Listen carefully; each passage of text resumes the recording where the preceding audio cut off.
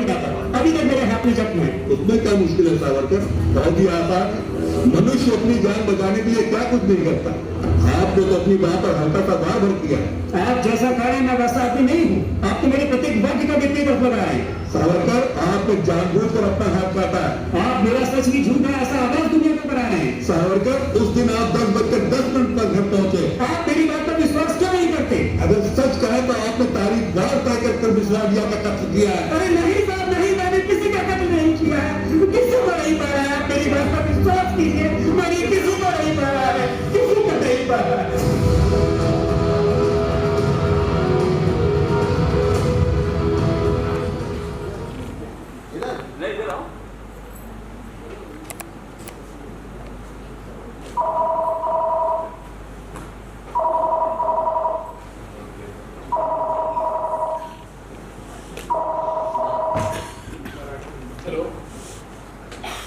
Rane association. Yes, मैं राणे बोल रहा हूँ। ओह जोग साहब, बोलिए बोलिए। नहीं सर, अभी कोर्ट से वापस नहीं लौटे हैं, शायद देर हो गई। वही मनसुख का केस और सरकार की ओर से बरान पे वकील, फिर क्या ही कहना। अपॉइंटमेंट मैं देखता हूँ। 1 मिनट भैया, एक काम करिए, आप 6:30 तक आ जाइए।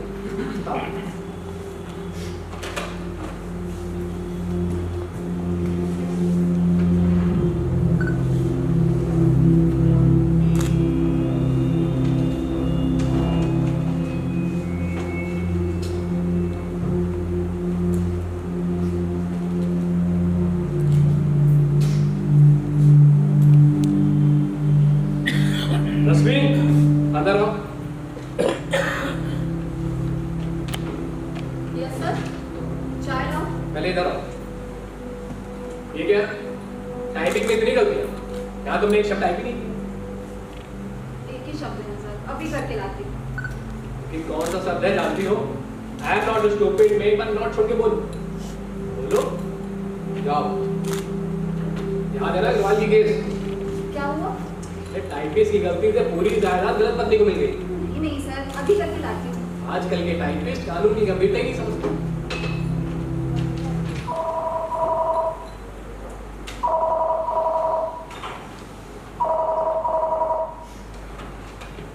यस, नितिन साहब। हाँ, मतलब कल जो हमारे पास आया था मैंने उसे बुलाया, ऑफिस में भेज।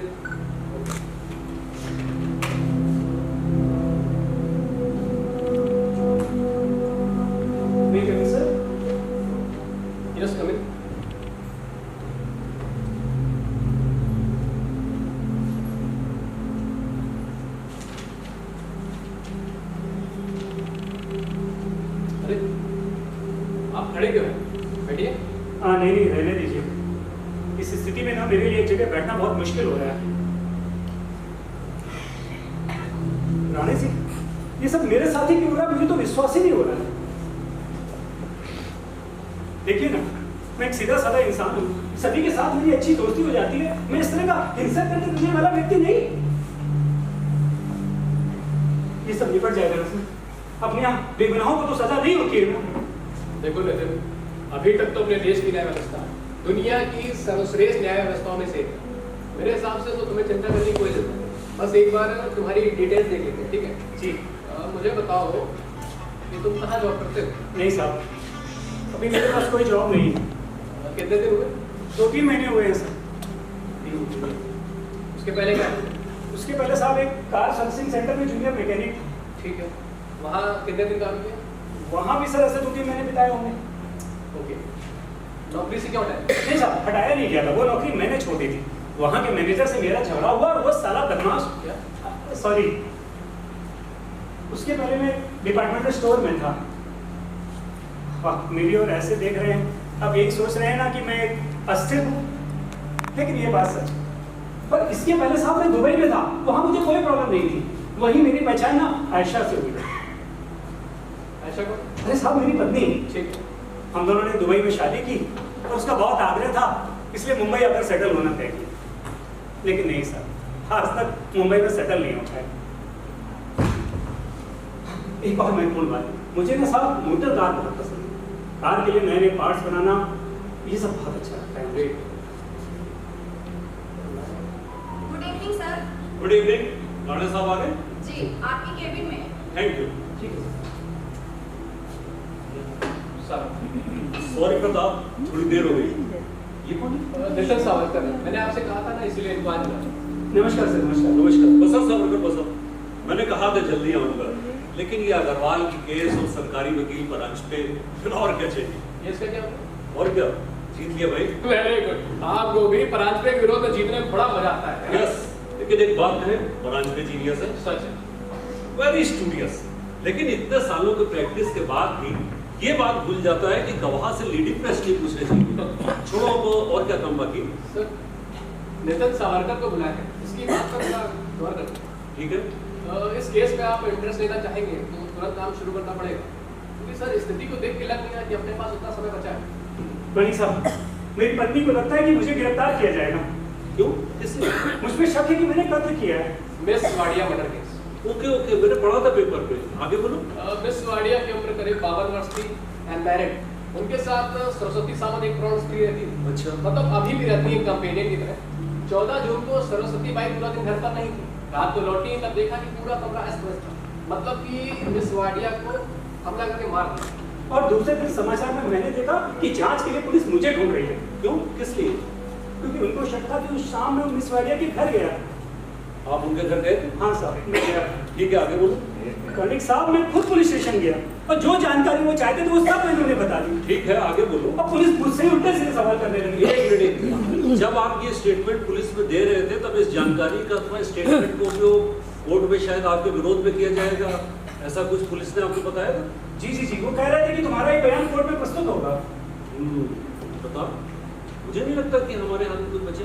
नहीं नहीं कर्णिक साहब, वहाँ पुलिस स्टेशन से ना सीधा मैं अपने घर पहुंचा और जो भी कुछ हुआ था वो सब मैंने आयशा को बताया। सब आयशा मेरी पत्नी, उसने कहा कि अब तो पुलिस को पक्का तुम पर ही शक होने वाला है और इस मामले में हमें वकील की जरूरत है। साहब, मैं दौड़ते दौड़ते राणे साहब के पास आया। राणे साहब ने कहा कि कर्णिक साहब पूरी मदद करेंगे तुम्हारी। मिस वाडिया को आप कब से जानते हो? साहब, ये 2-2.5 महीने पहले किंग सर्किल क्रॉसिंग में पहली बार मिले थे। क्या हुआ था? सर, एक दिन हमेशा की तरह मैंने टपरी से सिगरेट खरीदी और रास्ता क्रॉस करने के लिए मैं क्रॉसिंग पे खड़ा था।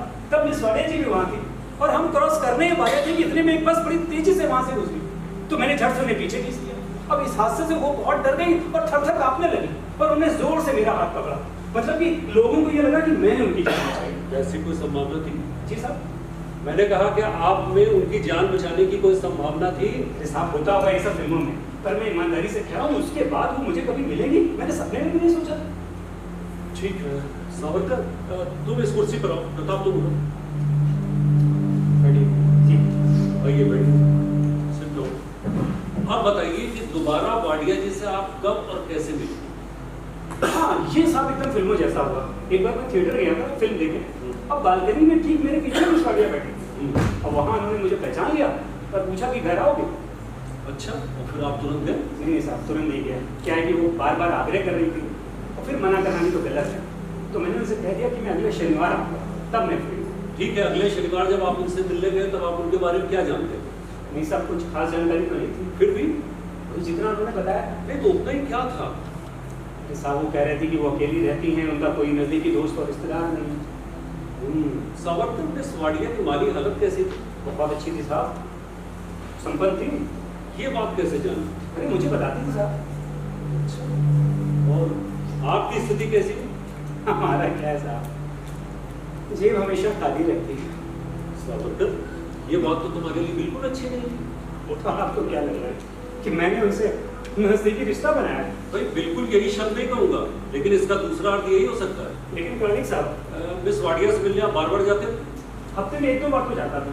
फिर साथ में पत्नी को ले जाते? नहीं साहब, मैं अकेला। क्यों अकेले क्यों? क्योंकि उसे पसंद नहीं थी। किसे, पत्नी को? नहीं साहब, शिरीन को। क्या था?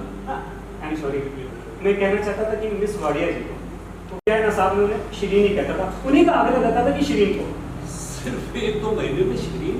ठीक है, आगे बोलिए। सब धीरे धीरे ना वो मुझे बहुत पसंद करने लगे थे। ओ, मतलब मिस वाडिया आपसे प्रेम करने अरे लगी? नहीं कर्णिक साहब, देखो बिल्कुल सच बताना। अरे सच बता रहा हूँ साहब, बहुत लाड प्यार करती थी, बिल्कुल माँ जैसा स्नेह करती थी। भाई हम नहीं जानते कि आप पर पुलिस केस हुई है या नहीं, लेकिन अगर होती है तो इस केस का बहुत बड़ा हिस्सा आपके जैसे आकर्षक युवा और विवाहित पुरुषों को दिन में इतना समय किसी प्रौढ़ स्त्री के साथ क्यों बिताना है, इस विषय के संबंध में होगा। और पुलिस ये निष्कर्ष निकालेगी कि मुझे उनकी संपत्ति का मोह हो गया। बिल्कुल सहज बात है। देखिए साहब, मैं ईमानदारी से कह रहा हूँ कि ऐसा नहीं कि मुझे उनकी संपत्ति का मोह नहीं हुआ। मतलब हमारी दोस्ती में धन ये कारण नहीं था, वो निश्चल प्रेम था। सावरकर, मैं आपको सिर्फ नितिन कह सकता हूँ। हाँ सत्य नहीं। धन्यवाद। तो नितिन, मिस वाडिया जानती थी कि तुम शादीशुदा हो? हाँ साहब जानती थी, मैंने ही बताया था उन्हें। फिर उन्होंने कभी आग्रह नहीं किया कि तुम अपनी पत्नी को लेकर आओ और मेरा उससे परिचय कराओ? नहीं साहब, कभी नहीं किया। ठीक है, उन्होंने आग्रह नहीं किया, लेकिन तुमने भी क्यों नहीं सोचा कि तुम अपनी पत्नी को लेकर जाओ और मिस वाडिया से उसका परिचय कराओ? अब साहब मुझे भी कभी नहीं लगा। नहीं तो ऐसा क्यों? क्योंकि शिरीन को गलतफहमी हुई थी कि मेरा और मेरी पत्नी का रिश्ता ठीक नहीं है। और ये गलतफहमी तुमने करवाई थी? नहीं साहब, उन्होंने अपने आप ही सोच लिया और फिर इसमें मेरा ही नुकसान था। मुझे भी लगा कि अगर आयशा हमारे बीच आएगी तो शिरीन का जो आकर्षण है मेरे प्रति वो खत्म हो जाएगा। अच्छा। और इसमें सर मेरे ही नुकसान था। क्या है ना सर, कार के लिए मैंने एक वाइपर बनाया और उस वाइपर की प्रोडक्शन कॉस्ट में शिरीन कुछ आर्थिक मदद कर देगी, बस इतनी सी अपेक्षा थी मेरी सर। मतलब कि टोटल प्रोडक्शन कॉस्ट वो देने वाली थी और होने वाला प्रॉफिट। आगे क्या? नहीं साहब, अब आगे बताना बहुत मुश्किल हो रहा है। लेकिन बताना पड़ेगा ना। पर साहब मैं आपको कह रहा हूँ, भरोसा करिए कि मैंने उनसे कभी भी पैसे से नहीं लिए हैं, कभी भी नहीं? कभी भी नहीं। देखो, एक बात ध्यान रखनी है, यहाँ बिल्कुल सच बोलना है। वकील के सामने कभी कुछ छिपाना नहीं। प्रताप को दूसरी औरत को सरस्वती बाई साहब, कंपेनियन सोबत के लिए, इनके बारे में कुछ जानते हो? जी हाँ, अरे वो तो अपने आप को घर की मालकिन समझती थी।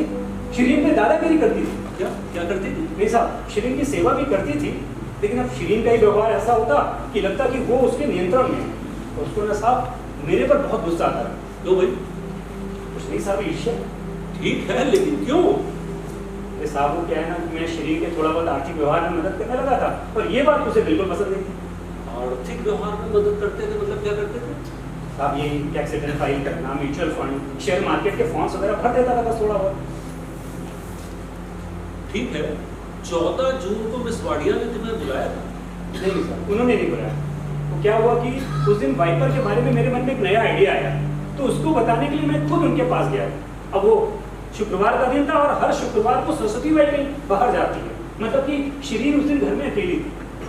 14 जून को जब तुम मिस वाडिया से मिलने उनके घर गए थे, तब तुम्हें कल्पना थी कि सावंत भाई घर में नहीं होगी और वाडिया भाई घर में अकेली होगी? हाँ साहब, मैं जानता था, लेकिन क्यों, क्या हुआ? सावरकर, ये बात तुम्हारे लिए बिल्कुल अच्छी नहीं है। अरे साहब, जब वो अकेली है ऐसे में तो उनके साथ रहना बड़ी सहज सी बात नहीं होती। ठीक है, उसके आगे? तो साहब जब मैं उनके घर पहुंचा तो मुझे लग रहा है हाँ करीब 7:45 बजे थे। अब शिरीन का डिनर हो चुका था, हम लोग बैठे, बातें हुई, हमने ताश भी खेले थोड़ी देर। ठीक है। उसके बाद में कॉफी पी। अच्छा। अब करीब 9 बजे के आसपास शिरीन को नींद आने लगी, तो मैं उठा और हमेशा की तरह चलते चलते अपने घर पहुंच गई। एक मिनट, कल तुमने मुझे बताया था कि उस दिन सरस्वती बाई कुछ जल्दी घर लौटी थी। अरे साहब वो तो पुलिस कह रही थी। पुलिस कहते हैं कि सरस्वती बाई कुछ भूल गई थी, उसे लेने घर वापस आई और उसने शिरीन को किसी के साथ बात करते हुए सुना। कालिक साहब, अब वो जो भी हो राणा साहब, वो मैं नहीं था। सिद्ध कर सकते हो? हाँ जी बिल्कुल। कैसे करो? अरे वहां से निकल मैं घर पहुंचा था। अब कल पुलिस भी मुझसे यही पूछ रही थी कि 9:30 बजे तुम कहाँ थे, कहाँ थे? अरे साहब मैं उनके घर से निकला, चलते चलते सीधा अपने घर पहुंचा। ठीक है, तुम वाडिया बाई के घर से निकलकर अपने घर पहुंचे, इस बीच रास्ते में तुम्हें कोई मिला? किसी से तुम्हारी कोई बात हुई, किसी ने तुम्हें देखा? सर अब ऐसे कहाँ याद आ रहा है, क्या क्यों? लेकिन क्यों, क्या इसका उपयोग हो सकता था ना? अरे साहब आयशा बताएगी कि जब कल 9:30 बजे हुआ और मैं और आयशा घर में थे, अब उसकी गवाही के बाद भी क्या और किसी गवाह की जरूरत है? सावरकर, जिस गवाही के लिए परिस्थिति जन्य प्रमाण का आधार नहीं है, ऐसी प्रेम करने वाली पत्नी की गवाही का कोई महत्व नहीं है। मतलब ये माना जाएगा कि मेरी पत्नी मुझे बचाने के लिए कोर्ट में झूठ बोलेगी? यस, हमेशा यही होता है। तुम दोनों पति पत्नी एक दूसरे से बहुत प्रेम करते हो। जी, आयशा जैसी पत्नी ना बड़े नसीब से मिलती है। She is wonderful wife. और मैं हमेशा इस मामले में ना सर यस, मेरे टेबल पर रख दो। नहीं सर, ये देखिए।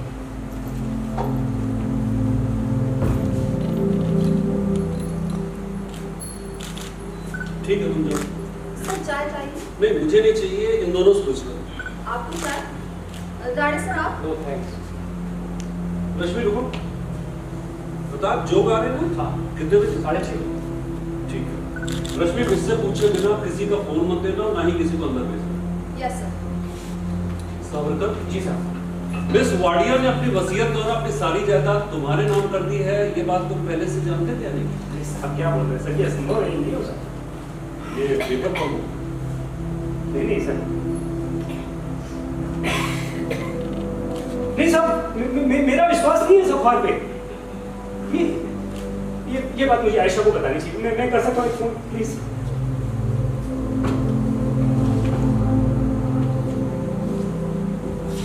क्या हुआ, बंदे की इंगेज? नहीं साहब, अभी भी मुझे समझ में आ रहा है कि इस पेपर में जो लिखा वो तो बिल्कुल नहीं होना चाहिए था। हाँ, नहीं होना चाहिए, क्योंकि इससे कत्ल का उद्देश्य दिखाई देता है। मृत्यु के बारे में अगर आपको पहले से कोई जानकारी है तो वो कत्ल के लिए उद्देश्य हो जाता है सावरकर। लेकिन तुम्हारे बर्ताव से हम दोनों को लगता है कि तुम्हें सचमुच कुछ मालूम नहीं। साहब अभी पेपर पढ़ने के बाद मुझे पता चला है। Are you sure? Yes sir. Are you? Yes. Savarkar, miss Wadia ने कभी तुम्हें बुलाकर वसीयत के बारे में चर्चा की थी? कभी कुछ बताया तुम्हें? नहीं साहब, मुझे तो उन्होंने कभी भी नहीं। हाँ, ये सरस्वती राय से ये कहते हुए मैंने जरूर सुना था कि तुम्हें क्या लगता है मैं वसीयत बदल दूँ। पर साहब इस तरह की तू में उनके बीच तो हमेशा चलती रहती थी, और मैं पहुंच जाऊं तो मेरी उपस्थिति में तो पक्का।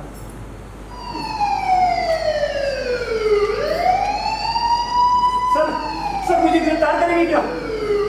अब उसके लिए तुम्हें तैयार रहना चाहिए सावरकर। जरूरत के मुताबिक आप मेरी मदद करेंगे ना sir? Yes. Thank you sir, thank you very much sir.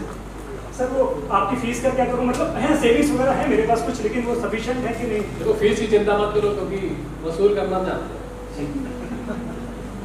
Sir ये बताइए कि पुलिस इस तरह क्यों नहीं सोचती कि खिड़की की कांच भी तो चोरी के उद्देश्य से तोड़ी जा सकती है?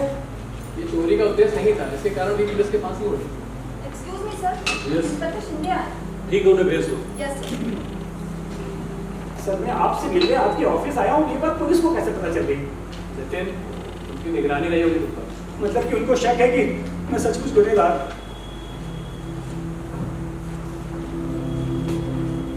Good evening sir. Good evening. Warrant है sir, arrest warrant Nitin Savarkar. ठीक है। Nitin Savarkar, yes sir. आपको मिस वाडिया के कत्ल के शक के तहत गिरफ्तार किया जाता है। देखिए शिंदे साहब, मैंने सचमुच आप पर दफा 302 के तहत केस दर्ज है। गाड़ी में चलकर बैठो। क्या है? हथकड़ी नहीं बनाएंगे? उसकी जरूरत नहीं है। नहीं, मुझे पहली बार गिरफ्तार किया जा रहा है। सावरकर, आपको भी बहुत सी बातों की जानकारी बाकी है। गाड़ी में चलकर बैठिए। कर्णिक साहब, मुझे बचाइए साहब, मुझे बचाइए। सॉरी सर, आपको तकलीफ। आप अपनी ड्यूटी कर रहे हैं, carry on. Thank you sir. ये आदमी भी कैसे विचित्र प्रसंग से गुजर रहा है, इसे कुछ भी पता नहीं। इसके आगे सब कुछ इसकी पत्नी पर निर्भर है, लेकिन उस पर भी कौन भरोसा करेगा? आखिर पुलिस को जो लगता है वही बात कोर्ट में मानेगी। लेकिन एक बार उसे मिलना तो चाहिए।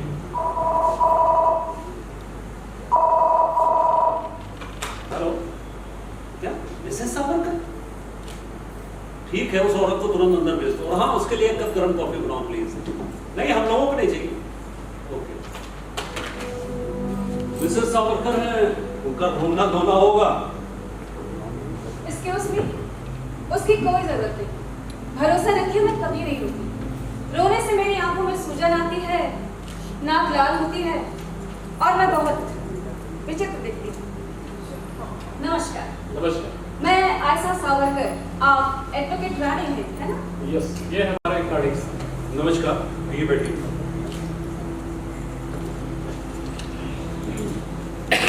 बहुत सुना है इनके बारे में। होपलेस केस की एकमात्र हो, ऐसे एकमात्र वकील, बराबर? खबर बहुत बुरी है मिसेस सावरकर। श्रीन वाडिया के कत्ल को।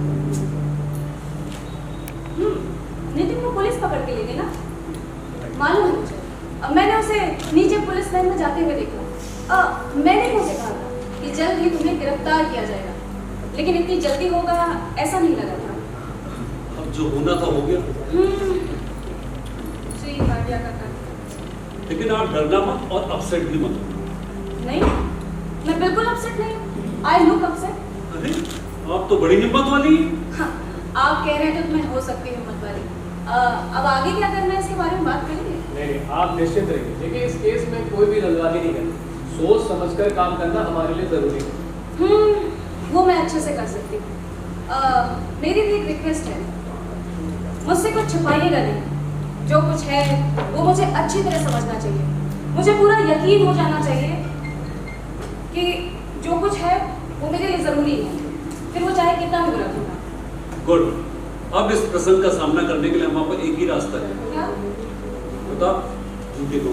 ओके, बैठिए। तो मिसेस सावरकर, आपके पति और मिस वाडिया की कुछ महीने पहले पहचान हुई, आप जानती हैं? जी हाँ, नितिन ने मुझे सब कुछ बताया कि कैसे उसने एक औरत को हादसे से बचाया, बाद में उस औरत ने उसे अपने घर में बुलाया। नितिन ने मुझे सब कुछ बताया। स्वाभाविक है। तो आगे बढ़कर नितिन की उनसे मुलाकात हुई, फिर दोस्ती हो गई। अब तक तो ऐसे ही लगता है। एक बात बताइए, आपको कभी अपने पति नितिन के साथ मिस वाडिया घर जाने का मौका नहीं मिला? नहीं, नितिन ने मना किया। नितिन ने मना किया? हाँ, क्यों? नितिन ने ऐसा क्यों कहा? ये बात हम लोगों के बीच में रहेगी। क्यों कहा नितिन ने? उससे लगा श्रीन पसंद नहीं करेगी। ओके।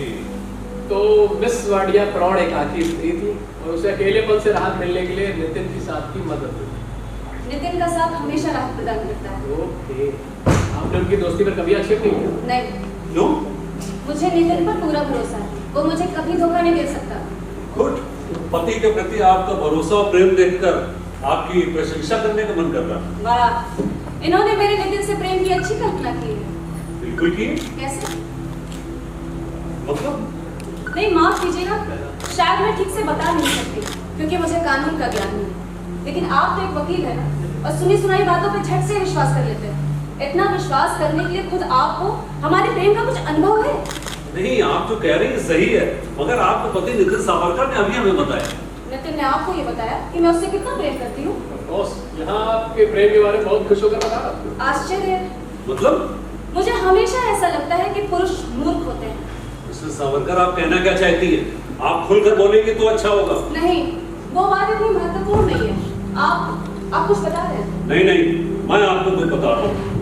मिस वाडिया बहुत अमीर महिला थी और उन्होंने अपनी वसीयत द्वारा अपनी सारी जायदाद आपके पति नितिन सावरकर के नाम कर दी है। हाँ। ये बात आप पहले जानती थी या नहीं? अभी पढ़ा पेपर में। अच्छा, मतलब अब से पहले आपको या आपके पति को इसके बारे में जानकारी नहीं थी?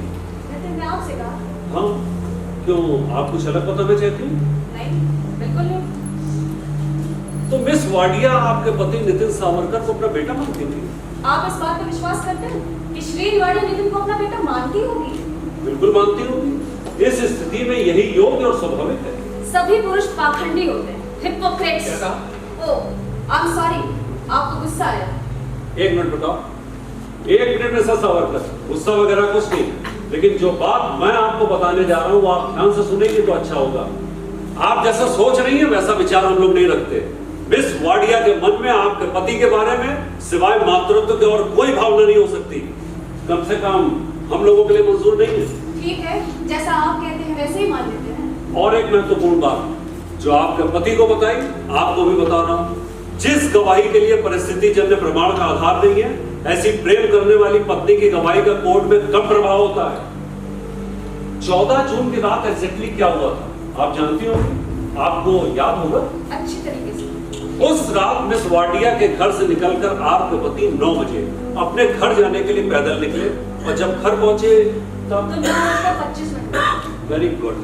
नितिन ने भी आपको यही बताया होगा। मिसेस सावरकर, ये सच है या झूठ? सच है, बिल्कुल सच है। इस बारे में पुलिस ने आपसे कुछ पूछा? कल शाम पुलिस घर पर आई थी। आपने उनसे क्या कहा? मैं और क्या कहती, मुझे कहना ही पड़ा कि नितिन 9:25 पर घर आया और जब घर आया तो फिर कहीं नहीं गया। कहना ही पड़ा? हाँ, यही कहना था ना मुझे, और यही बात नितिन के लिए लाभदायक है ना? यस मिसेस सावरकर, क्योंकि ये सच है। अभी आपने हमें बताया। नहीं मिस्टर कार्निक, जो कुछ सच है वो मुझे अच्छी तरह समझना चाहिए। मुझे एक बार यकीन हो जाना चाहिए कि मैंने एक बार पुलिस को ये बता दिया कि नितिन 9:25 पर घर आया तो वो उसे छोड़ देंगे ना। हाँ, अगर आप दोनों सच बोल रहे हैं तो। अरे मैंने जो सच था वो मैंने पुलिस को बता दिया। अब उनका मुझ पर विश्वास हुआ ऐसा नहीं लगा। शायद उन्हें विश्वास हो, इस तरह मैं बता नहीं सकी। लेकिन एक बात बताइए, श्रीन वाडिया के घर से निकलते वक्त अथवा हमारे घर पहुंचते समय बीच में किसी ने तो देखा होगा। बात की होगी। नहीं, अभी तक ऐसी कोई भी जानकारी हमारे हाथ में तो नहीं। मतलब उसका शक और मेरा शक। एग्जैक्टली, मैं आपको यही कहने की कोशिश कर रहा था। मेरा शक। यस, मेरा शक। Thank you mister Gardi, thank you once again. जो जानकारी मुझे चाहिए थी वो मुझे मिल गई। Thank you once again. एक मिनट मिसेस सावरकर, जानकारी आपको हमें देनी है, हमें नहीं। एक बात बताइए, आप सचमुच अपने पति से प्रेम करती हैं? शपथ लेकर बताओ। शपथ कोर्ट में लेनी पड़ती है मिसेस सावरकर। नितिन के कहने के अनुसार है। नितिन वैसे सयाना आदमी नहीं है। आपके पति को तो शायद फांसी भी हो सकती है। वो मेरा पति नहीं है। क्या? आपने सही सुना, नितिन मेरा पति नहीं है। दुबई में नितिन से भेंट होने से पहले मेरा निकाह हुआ था और मैं हर हाल में इस निकाह से मुक्त होना चाहती थी। उस गुलामी से मुक्त होकर इस देश में हमेशा के लिए वापस आना चाहती थी। इसीलिए मैंने नितिन से शादी की ना। और समहाउ नितिन मुझे यहाँ पर लाया भी, इस देश में वापस भी लाया। लेकिन मैं उसे ये नहीं बता सकी कि मेरी शादी हुई है और मेरा पहला पति जिंदा है। मिल गई। आप लोग को जो जानकारी चाहिए थी मिल गई। ये सब छोड़ दीजिए मिसेस सावरकर, आपने पुलिस को जो बयान दिया वही आप वापस? नहीं मिस्टर कार्निक, आप उसकी चिंता बिल्कुल मत कीजिए। कोर्ट में जज के सामने आंखों में आंसू लाकर उनको सच लगे ऐसी गवाही दूंगी कि नितिन 9:25 पर घर आया और जब घर आया तो कहीं नहीं गया। ठीक है? मिसेस सावरकर, आप एक विलक्षण स्त्री हैं। आई होप अब तो आपकी समस्या का समाधान हो चुका होगा। चलते हैं। धन्यवाद।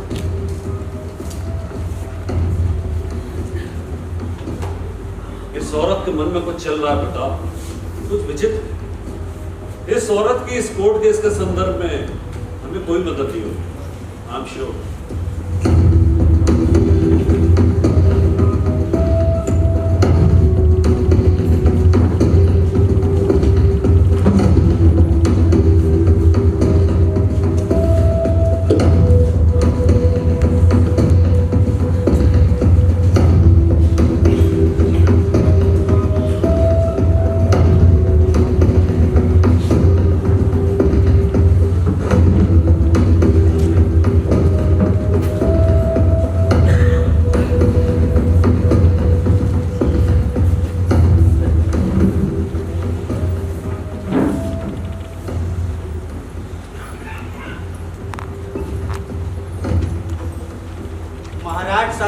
नितिन सावरकर, इस प्रोसिक्यूशन में हमारे पहले गवाह इंस्पेक्टर सिंधे की गवाही को शुरू करने का आदेश मैं सरकारी वकील श्री परांजपे को दे रहा हूं। प्रोसीड।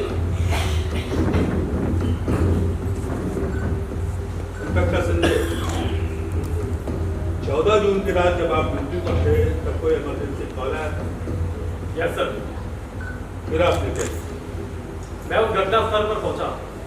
वहां मुझे मिस शेरिंग की डेड बॉडी दिखाई। फिर आपने मिस वाडिया की डेड बॉडी पोस्टमार्टम के लिए भेजी? Yes sir.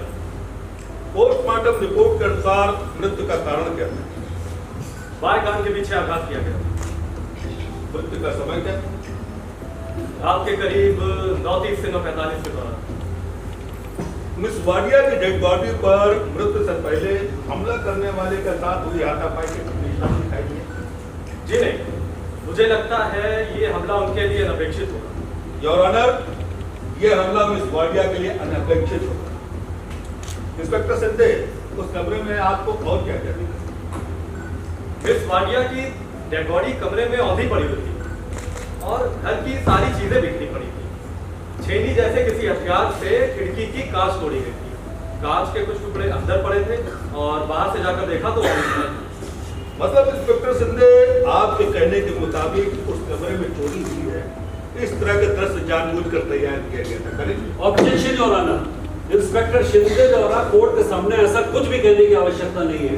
मेरे विद्वान मित्र एडवोकेट परांजपे गवाह जो नहीं कहना चाहता वो कहने को मजबूर कर रहे हैं। Objection sustain. Oblige your honour.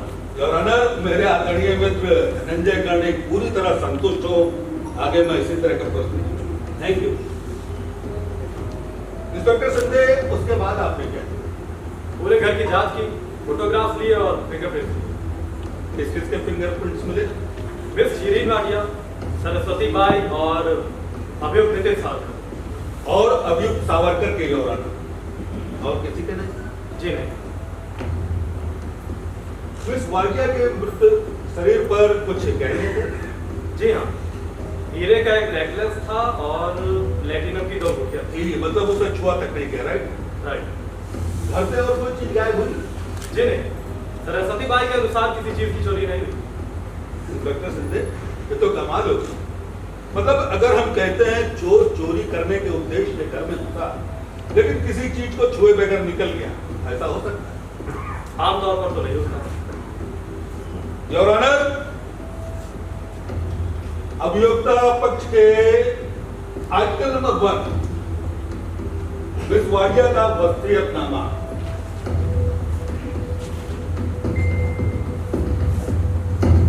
Inspector Shinde, miss Wadia का वसीयतनामा आपने कोर्ट में प्रमाण के रूप में प्रस्तुत किया है? Yes sir. वसीयतनामा किस तारीख को लिखा गया? 8 जून को। 8 जून, मतलब मिस वाडिया के मृत्यु से सिर्फ 6 दिन पहले, राइट? राइट। मिस वाडिया के मृत्यु के पश्चात उनका जो कुछ भी मामूली लेन देन होगा उसे पूरा करने के बाद बची हुई पूरी जायदाद नितिन सावरकर के नाम कर दी जाए, ऐसा लिखा आपने पढ़ा? Yes sir. मिस वाडिया की पूरी प्रॉपर्टी की कीमत आज के बाजार भाव के अनुसार कितनी होगी? करीब 5 crore. 5 crore. Thank you inspector Singh, thank you very much. Inspector Sanjay,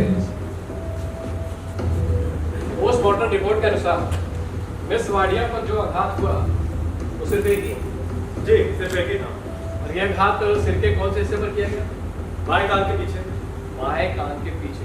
अच्छा, यह आघात बहुत जोर से था? जी नहीं, ऐसा नहीं लगा। मतलब यह आघात पुरुष द्वारा ही नहीं, कोई औरत भी कर सकती? जी कर सकती है, लगा नहीं सकती। That's good. इंस्पेक्टर संजय, आपके कहने के अनुसार घर में सिर्फ मिस वाडिया, नितिन सावरकर और सरस्वती बाई के फिंगरप्रिंट्स मिले, राइट? राइट। एक बात बताइए, आजकल चोर हाथ में दस्ताने पहनकर चोरी करते हैं या फिर फिंगरप्रिंट छोड़ के आते हैं? दस्ताने पहनकर करते हैं हमेशा? करीब करीब, लेकिन जो एक्सपर्ट होते हैं वो हमेशा। जो एक्सपर्ट होते हैं वो हमेशा। मतलब कि किसी केस में फिंगरप्रिंट्स नहीं भी मिले तो कोई विशेष बात नहीं। अब अगर हम विवाद के लिए ऐसा मानकर चलते हैं कि मिस वाडिया के घर कुछ चोर चोरी करने के लिए खिड़की की कांच तोड़कर घर में घुस गए और जरूरत पड़ने पर उन पर हमला करने की भी उनकी तैयारी थी, इसलिए उनमें से किसी एक ने मिस वाडिया पर किसी वजनदार चीज से प्रहार किया, मिस वाडिया की तुरंत मृत्यु हो गई, योर ऑनर। ये देखकर सभी वहां से भाग गए क्योंकि वो सिर्फ कैश चाहते थे, इसलिए गहने की ओर उनका ध्यान ही नहीं था। ऑब्जेक्शन योर ऑनर, वास्तव में जो नहीं है ऐसे काल्पनिक गुंडों के दिमाग में क्या चल रहा है ये बात सिंधे जी को क्यों मालूम हो? बचाव पक्ष के वकील मेरे गवाह को गलतफहमी हो, कंफ्यूजन हो, इस तरह के प्रश्न पूछे, कृपया इस तरह के सूचना दीजिए। सूचना काफी है, ये आदेश दे दो। तो oblige your honour. Article number 2, your honour, चोरी।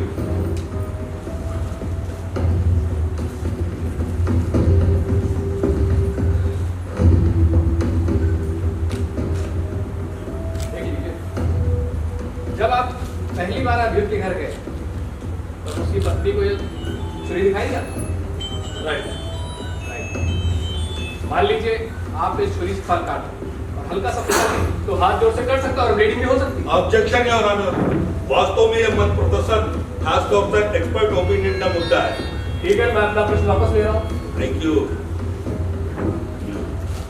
इंस्पेक्टर संजय, जब आप पहली बार अभियुक्त के घर गए और उसकी शर्ट की बाह पर पड़े खून के धब्बे के बारे में उससे पूछा, तब उसने बताया कि इस छुरी से फल काटकर उसमें हाथ कट गया था उस जख्म के धब्बे में।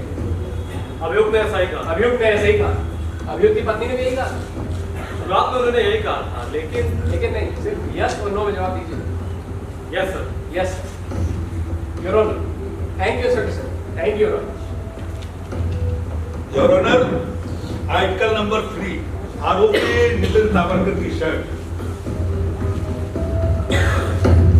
इंस्पेक्टर संजय, ये शर्ट प्रमाण के रूप में आपने कोर्ट में प्रस्तुत किया है? Yes sir. ये शर्ट आपको कहाँ से मिली? सावरकर के घर में। इस शर्ट पे जो खून के धब्बे हैं उस खून का ब्लड ग्रुप कौन सा? O positive. पोस्टमार्टम रिपोर्ट के अनुसार मिस वाडिया का ब्लड ग्रुप कौन सा है?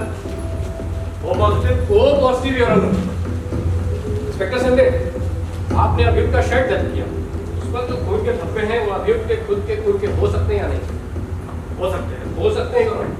आपने अभियुक्त को गिरफ्तार करने के बाद उसका ब्लड ग्रुप चेक करने के लिए ब्लड सैंपल लेबोरेटरी अथवा डीएनए टेस्ट के लिए हैदराबाद भेज दिया। नहीं सर। नहीं सर, ऐसा कैसे? ये ब्लड डोनेशन कार्ड है अभियुक्त के नाम पर। सही है।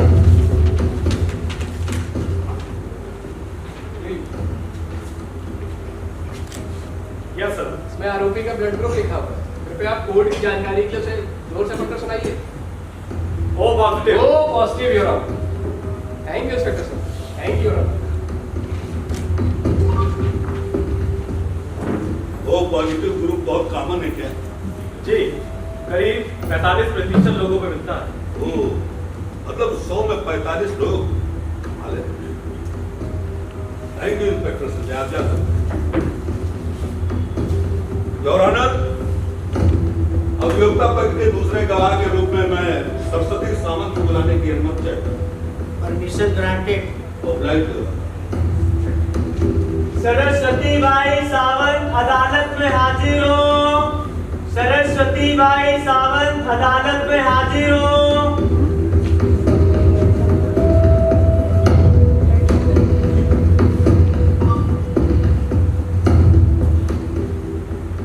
शपथ लीजिए। मैं जो कहूँगी सच कहूँगी, सच के सिवा कुछ नहीं कहूँगी। आपका नाम? सरस्वती। आप मिस वाडिया के साथ रहते थे? जी हाँ। आप उनके घर में कुछ? हाँ, उनके घर का पूरा काम करती थी मैं, लेकिन मैं काम वाली नहीं थी। मतलब शिरीन क्या चाहती है क्या नहीं, ये सब देखती थी। कितने साल हो गए मैं उसके परिवार का सदस्य हो गई थी।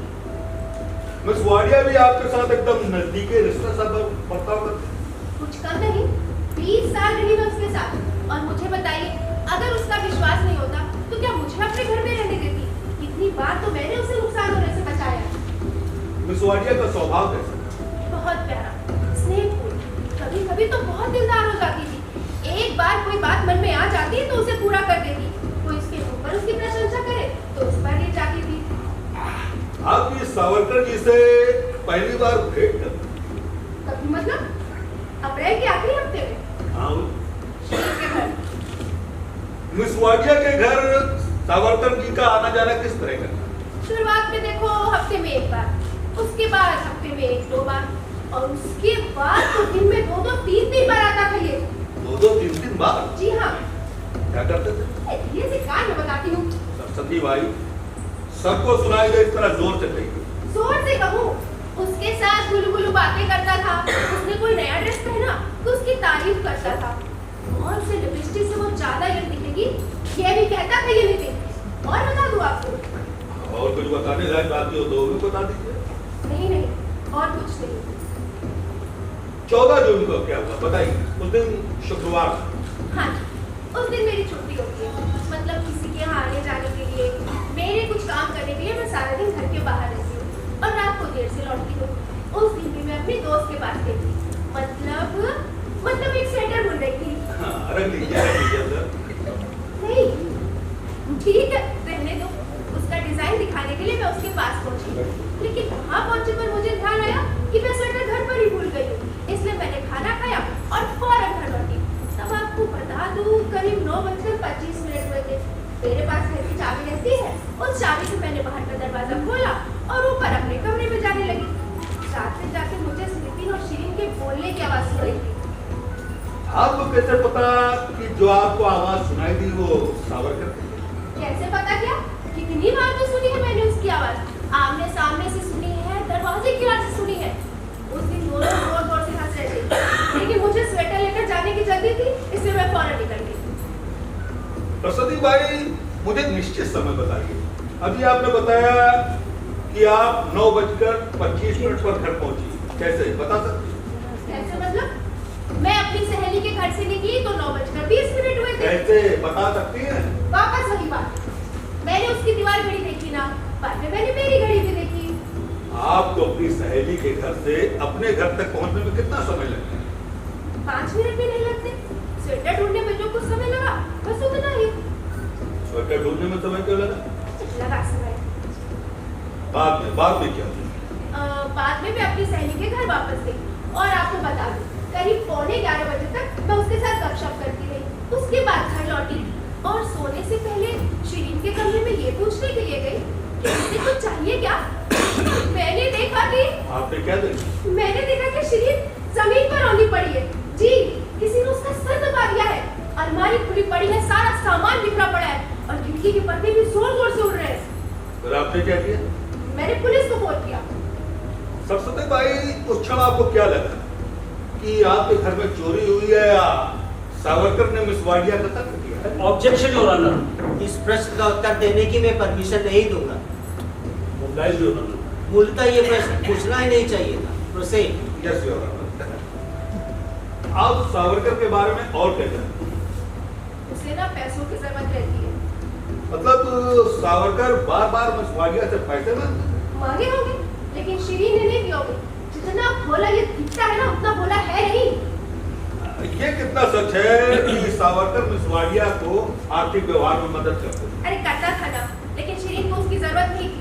जरूरत नहीं थी मतलब ये कि शिरीन को आर्थिक व्यवहार की जानकारी बहुत अच्छे से थी।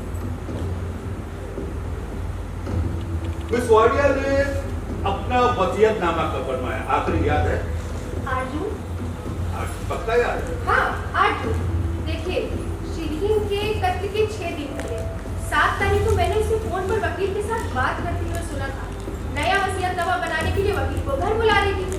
उस समय ये नितिन भी वहाँ था और बार-बार उसे कह रहा था, मत करो, क्या जरूरी है? तब शिरीन ने इससे कहा कि उस दिन मैं बस के नीचे आते-आते बच गई। अगर वैसी ही घटना वापस हुई तो कर लेते हैं। ठीक है। मिस वाडिया ने इसके पहले का वसीयतनामा कब बनवाया? 3 महीने हो गए। 3 महीने, मतलब उनकी सावरकर से पहचान होने से पहले, राइट? हाँ। आपको मालूम है नितिन की शादी हुई है? नहीं तो मुझे तो नहीं मालूम और शिरीन को भी नहीं मालूम था। Objection your honour. अब मृत शिरीन वाडिया को कौन सी जानकारी थी अथवा नहीं थी, उसके बारे में गवाह के मात्र अंदाजा है your honour. Objection sustained. Mobile your honour. Saraswati Bai, मुझे बताइए, सावरकर ने मिस वाडिया के घर कभी एक आध बार भी अपनी पत्नी का जिक्र किया था? कभी भी नहीं। Thank you very much. Saraswati Bai Sawant. हाँ? आपका नाम लिया, सरस्वती बाई सावंत। हाँ, बोलिए। वाडिया बाई द्वारा 6 अप्रैल को जो वसीयत बनवाई गई थी, उसके तहत उन्होंने अपनी पूरी जायदाद आपके नाम कर दी। ये बात सच है जो? सच है। उसने मुझसे कहा था कि ये सेवा भाव से संस्था चलाने वाले लोग चोर होते हैं, सिर्फ खर्चा दिखाएंगे और जिस काम के लिए पैसे लेते हैं ना, वो काम कभी पूरा नहीं होता। इसलिए सबको भाई की ये प्रॉपर्टी। नहीं भाई रोइए नहीं प्लीज। ये प्रॉपर्टी आगे बोलो ना। ये प्रॉपर्टी मैंने तुम्हारे नाम कर दी, ऐसा कहा था। ये प्रॉपर्टी तुम्हारे नाम कर दी, ऐसा कहा? हाँ। चिंता मत करो सावंत भाई। वाडिया बाई द्वारा अपनी जिंदगी का जो अंतिम वसीयतनामा 8 जून को बनवाया गया, अभी कोर्ट में बैठकर पढ़ा मैंने, उसमें आपके नाम से कुछ तजवीज करके रखी है। बची हुई जायदाद उन्होंने अभियुक्त को दी। अगर उसने छू लिया तो वो पैसा पाप करो कहाँ? हम उसके बारे में बाद में सोचते हैं। ठीक है। आपके पुलिस को दिए बयान के अनुसार वाडिया बाई जी का कोई नजदीकी रिश्तेदार या दोस्त नहीं थे, बिल्कुल सही है? सही है। ऐसा क्यों? क्यों मतलब? क्यों? क्योंकि शिरीन को बाहर आना जाना पसंद नहीं था। ठीक है। ऐसी स्थिति में वाडिया बाई जी की अभियुक्त नितिन सावरकर से भेंट हुई, परिचय हुआ, दोस्ती हुई, आगे बढ़कर ये दोस्ती गहरी हो गई। इन सब बातों से आप खुश हुई ना? क्या हुआ? कोई तीसरा आदमी आया और उस पर हल्ला मारा। ये बात मुझे बिल्कुल पसंद नहीं थी। मतलब आपकी जगह लेने वाला को बीच में आ गया। आपको बता देती हूँ, शिरीन कुछ ज्यादा ही इस पर निर्भर होने लगी थी। अच्छा, कुछ ज्यादा ही मतलब आपकी अपेक्षा से कुछ ज्यादा? हाँ, बिल्कुल सही। लेकिन ये सब मैं उसके भले के लिए सोचती थी। बिल्कुल, ये सब उचित है सावंत भाई। हम वापस 14 जून के बारे में बात करते हैं। 14 जून को शुक्रवार था और आप हमेशा की तरह अपने दिन के सभी काम पूरे करके शाम को अपने बिने हुए स्वेटर के डिजाइन से, अरे मत निकालिए, रहने दीजिए। नहीं, ठीक है, रहने दो। स्वेटर का डिजाइन दिखाने सहेली के घर गई थी। अचानक आप वापस घर लौटी और अपने कमरे की ओर जा रही थी। तब आपने बाई जी के बंद कमरे से बाई जी और नितिन के बोलने की आवाज सुनाई दी। आपने ऐसा कहा है ना? हाँ। वो दोनों क्या बोल रहे थे? बताइए, क्या बोल रहे थे? क्या बोल रहे थे? सावंत भाई, मैं आपसे पूछ रहा हूँ, वो दोनों आपस में क्या बोल रहे थे? मुझे सुनाई नहीं दिया। हाँ। योर ऑनर, बाई जी कह रही है उन्हें कुछ सुनाई नहीं दिया। जी हाँ। फिर आपने क्या सुना? हंसने की आवाज। सिर्फ हंसने की आवाज? हाँ। एक स्त्री पुरुष हंस रहे हैं, क्या बोल रहे हैं वो सुनाई नहीं दिया? नहीं। फिर भी आपने बंद दरवाजे के पीछे हंसने वाले पुरुष की आवाज नितिन सावरकर की विश्वास के साथ बताया, क्योंकि आपके मन में तो उसके प्रति गुस्सा है, द्वेष है, पूर्वाग्रह है। ग्रह वगैरह कुछ नहीं है, वो नितिन सावरकर ही था। क्या कहते हैं? ठीक है, आपके पुलिस को दिए बयान के अनुसार और मेरी समझ के अनुसार, हाँ? मैंने कहा आपके पुलिस को दिए बयान के अनुसार और मेरी समझ के अनुसार आप वाडिया बाई जी के बंद कमरे के सामने से 2 बार गुजरी हैं, सही है? हाँ, 2 बार। सब सही है? सही है। आगे आपने कहा कि आप शाम तक अपने दिन के सभी काम पूरे करके स्वेटर का डिजाइन दिखाने सहेली के घर गए। अरे मत निकालिए, रहने दीजिए। नहीं, ठीक है, रहने दो। आगे आपने कहा कि जो चीज सहेली को दिखानी थी वो आप जानबूझकर घर में भूल गई। जी हाँ। इसके आगे आपने ये भी कहा है कि जो चीज घर में रखी थी उसे ढूंढने में आपको देर लगी। हाँ, लेकिन वो ढूंढने में समय क्यों लगा? ये समय लगा। वो सुना मैंने, मैं पूछ रहा हूँ इस समय क्यों लगा? उत्तर दीजिए, क्यों लगा समय? क्यों? क्योंकि शिरीन उस दिन घर में अकेली थी और मेरी उपस्थिति में ये नितिन किस लिए आया है, इसके विचार मेरे दिमाग में चल रहे थे, इसलिए मुझे ढूंढने में समय लग गया। अब समझ गया? समझ गया। आपको वाडिया बाई जी की बहुत चिंता थी, है ना? जी हाँ। इतनी चिंता थी, फिर भी स्वेटर घर में भूलने की बात याद आने पर भी सहेली के साथ खाना खाने बैठ गई। अरे लेकिन वो आगे सुनिए। आगे आपने बताया कि आप वापस घर पहुंची और घर में जो चीज रखी थी स्वेटर, उसे ढूंढने में आपको समय लगा। ये समय क्यों लगा उसका जवाब आपके पास नहीं है। आगे आपने बताया कि आप वापस सहेली के घर गई थी और रात 11:15 बजे तक गपशप कर रही थी। हाँ, लेकिन वो तो मैं ये सब वाडिया बाई जी की बहुत चिंता थी, इसीलिए ना? हाँ। खैर आखिर वो स्वेटर आपको घर में मिला। अब वो स्वेटर अपनी सहेली को दिखाने की बहुत जल्दी होगी ना? जल्दी वगैरह कुछ नहीं थी, पूरी रात पड़ी थी भाई। अरे कमाल हो गया। अभी वकील जी को बताया कि मैं जल्दी में थी इसीलिए तुरंत निकल गई, अब बता रही हूँ कि पूरी रात पड़ी थी। मुझे इतना ही सूचित करना है कि आप उस रात वैसे ही जल्दी में होंगी, थी या नहीं? अब मैं समझ रही हूँ आपको क्या कहना है। क्या? मैंने सुना है। इसका दूसरा अर्थ आपने चोरी छिपे सुना है, ऐसा भी होता है? उस समय मैं वैसा कुछ नहीं कर रही थी। भाई आप वैसा उस समय कुछ नहीं कर रहे थे, आप बहरी हैं क्या? हाँ? मैंने कहा आप बहरी हैं क्या? ऑब्जेक्शन योर ऑनर, मेरे आदरणीय मित्र द्वारा मेरे गवाह के शारीरिक दोष का इस तरह जिक्र करना अनुचित है। I will talk. Thank you. आपको कम सुनाई देता है? नहीं, मैं अच्छे से सुन सकती हूँ। फिर आपकी वाडिया बाई जी ने आपके लिए हेयरिंग एड की ऑर्डर तो दी? उस मशीन की हाँ दी थी। किस लिए? दी थी, लेकिन उन्होंने अभी तक नहीं भेजी। कब भेजेंगे ये मालूम नहीं। मतलब आपको कम सुनाई देता है? जी हाँ। बंद दरवाजे के पीछे कोई क्या बोलता है वो सुनाई देना मुश्किल है, सही है कि नहीं? क्या सही है क्या गलत है, आदमी अगर ठीक से ही नहीं बोलेगा तो कैसे समझेंगे? लेकिन भाई जी हमारे आपके बीच में तो कोई दरवाजा नहीं है और 2-4 फीट का भी अंतर नहीं है, फिर भी आपने बंद दरवाजे के पीछे हंसने वाले पुरुष की आवाज नितिन सावरकर की पुलिस को विश्वास के साथ बताया। फिर अगर वो नहीं तो और कौन होगा? अरे वही तो मैं भी पूछ रहा हूँ। देखिए, और कोई हो ही नहीं सकता, क्योंकि आपका मन और किसी का विचार कर ही नहीं सकता।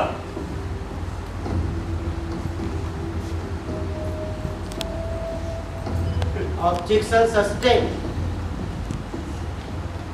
फिर आपकी वाडिया बाई जी टीवी देखती थी? क्या? मैंने कहा आपकी वाडिया बाई जी टीवी देखती थी? देखती थी ना। सभी प्रोग्राम देखती थी कि कोई विशेष? नहीं, उसे सिर्फ कॉमेडी सीरियल ही पसंद थे। जो ना उसे सिर्फ कॉमेडी सीरियल पसंद थे। अरे बहुत एक सेकंड पसंद थे भाई। फिर सावंत भाई आप कह रही हो कि आपने हंसने की आवाज सुनी, तो ये हंसने की आवाज कॉमेडी सीरियल में काम करने वाले एक सेकंड किसी पुरुष कलाकार की भी हो सकती है? नहीं, बस एक सेकंड ऐसे वो आवाज टीवी की नहीं थी। कैसे मालूम? देखिए बस कैसे मालूम? क्या उस दिन टीवी रिपेयरिंग के लिए क्या था?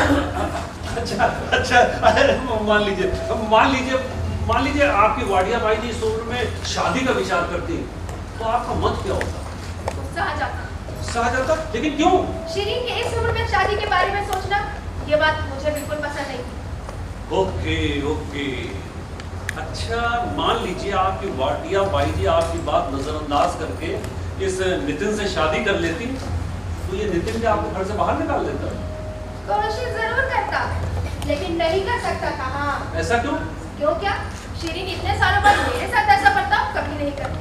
अब इस दुनिया में कोई कैसा बर्ताव करेगा, क्या विचार करेगा, बोलेगा, कोई नहीं बता सकता है कि नहीं? जी नहीं। सावंत भाई, आप कह रही हो कि नितिन आपको घर से बाहर नहीं निकालता, लेकिन आपकी कुछ सुख सुविधाएं जरूर कम होती या नहीं? हाँ, बाकी परिस्थिति में तो थोड़ा बहुत फर्क आ ही जाता। हाँ, बाकी परिस्थिति में थोड़ा बहुत फर्क आ जाता। मैं आपको यही बताने की तो कोशिश कर रहा हूँ। आपको नितिन के प्रति इतना गुस्सा, द्वेष, घृणा क्यों है, हम सब लोग समझ सकते हैं।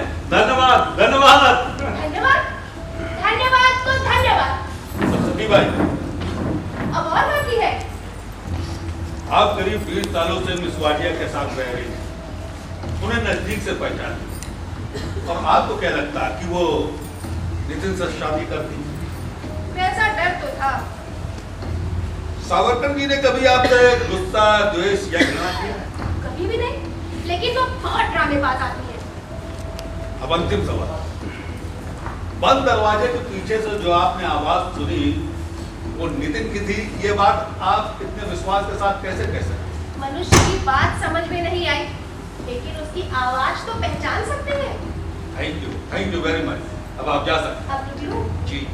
अरे जज साहब, मेरी कार की मशीन अभी तक नहीं भेजी। आप फोन करेंगे ना तो तुरंत भेज देंगे। करेंगे फोन? सरस्वती बाई, जी। क्या है, बाहर लोग अच्छी बातें नहीं करते, आपको सुनाई नहीं देता ना? नहीं। वही अच्छा है। ऐसा है, फिर ठीक है, सब अच्छा है। योर ऑनर, अभियुक्ता पक्ष के अगले गवाह के रूप में मैं मिसेस खान को बुलाने की अनुमति चाहता हूँ। Permission granted. Oblige your. Mrs Ayesha Khan अदालत में हाजिर हो। मिसेस आयशा खान अदालत में हाजिर हो। साहब, आयशा, आयशा, शपथ लीजिए।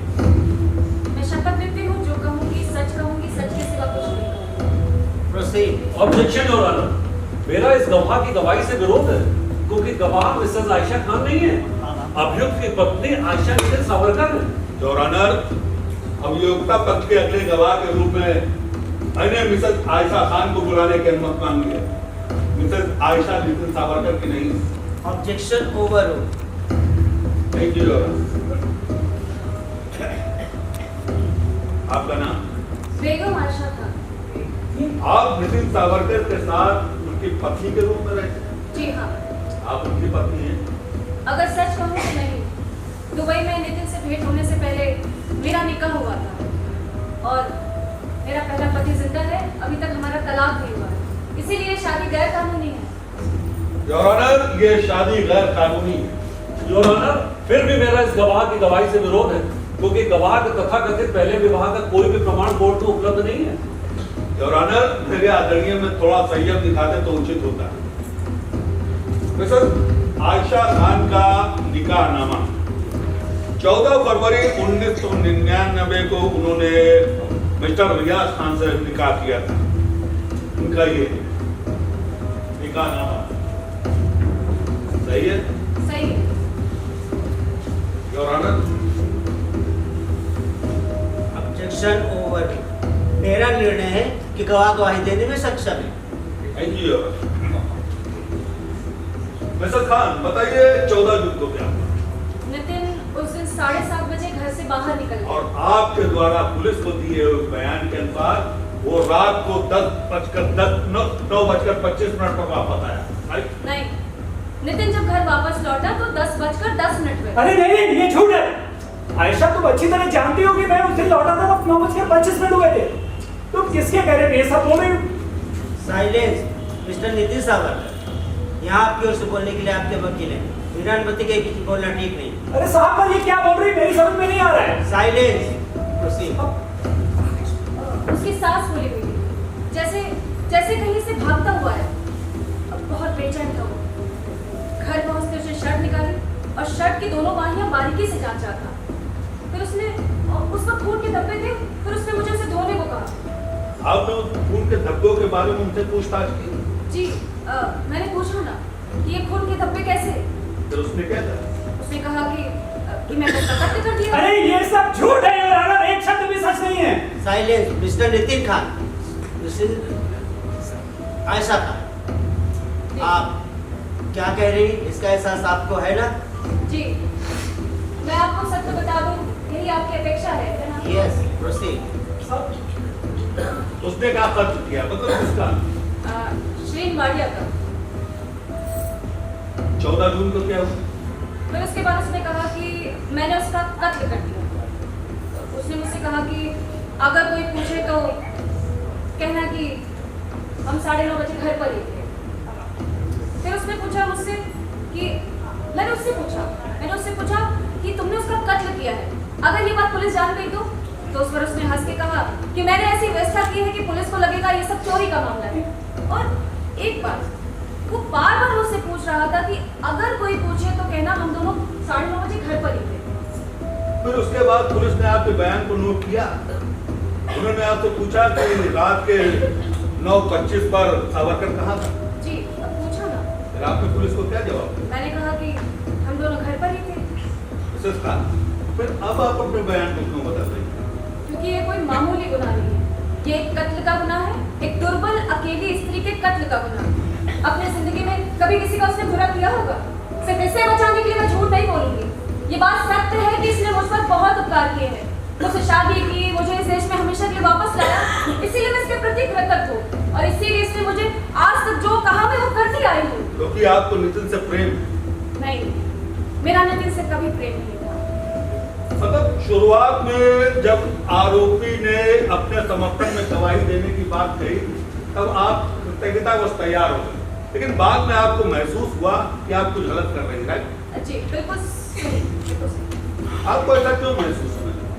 क्योंकि वो कातिल है और कत्ल करते समय वो मेरे साथ था, ये कहना मुश्किल था। फिर आपने क्या करना तय किया? सच कहूँ तो मेरी समझ में नहीं आ रहा। फिर मैंने तय किया कि मैं सत्य ही कहूँगी। और सत्य यह है कि 14 जून के रात आरोपी नितिन सावरकर जब घर लौटा तो रात के 10:10 हुए थे। तब इसकी शर्ट के बाह पर खून के धब्बे थे और उसने आपको बताया कि उसने मिस वाडिया का कत्ल किया है, राइट? जी बिल्कुल सही। Thank you very much. Mrs Savarkar या बेगम आयशा रियाज खान दोनों में से क्या थे? उससे कोई फर्क नहीं पड़ता। फर्क कैसे नहीं पड़ता?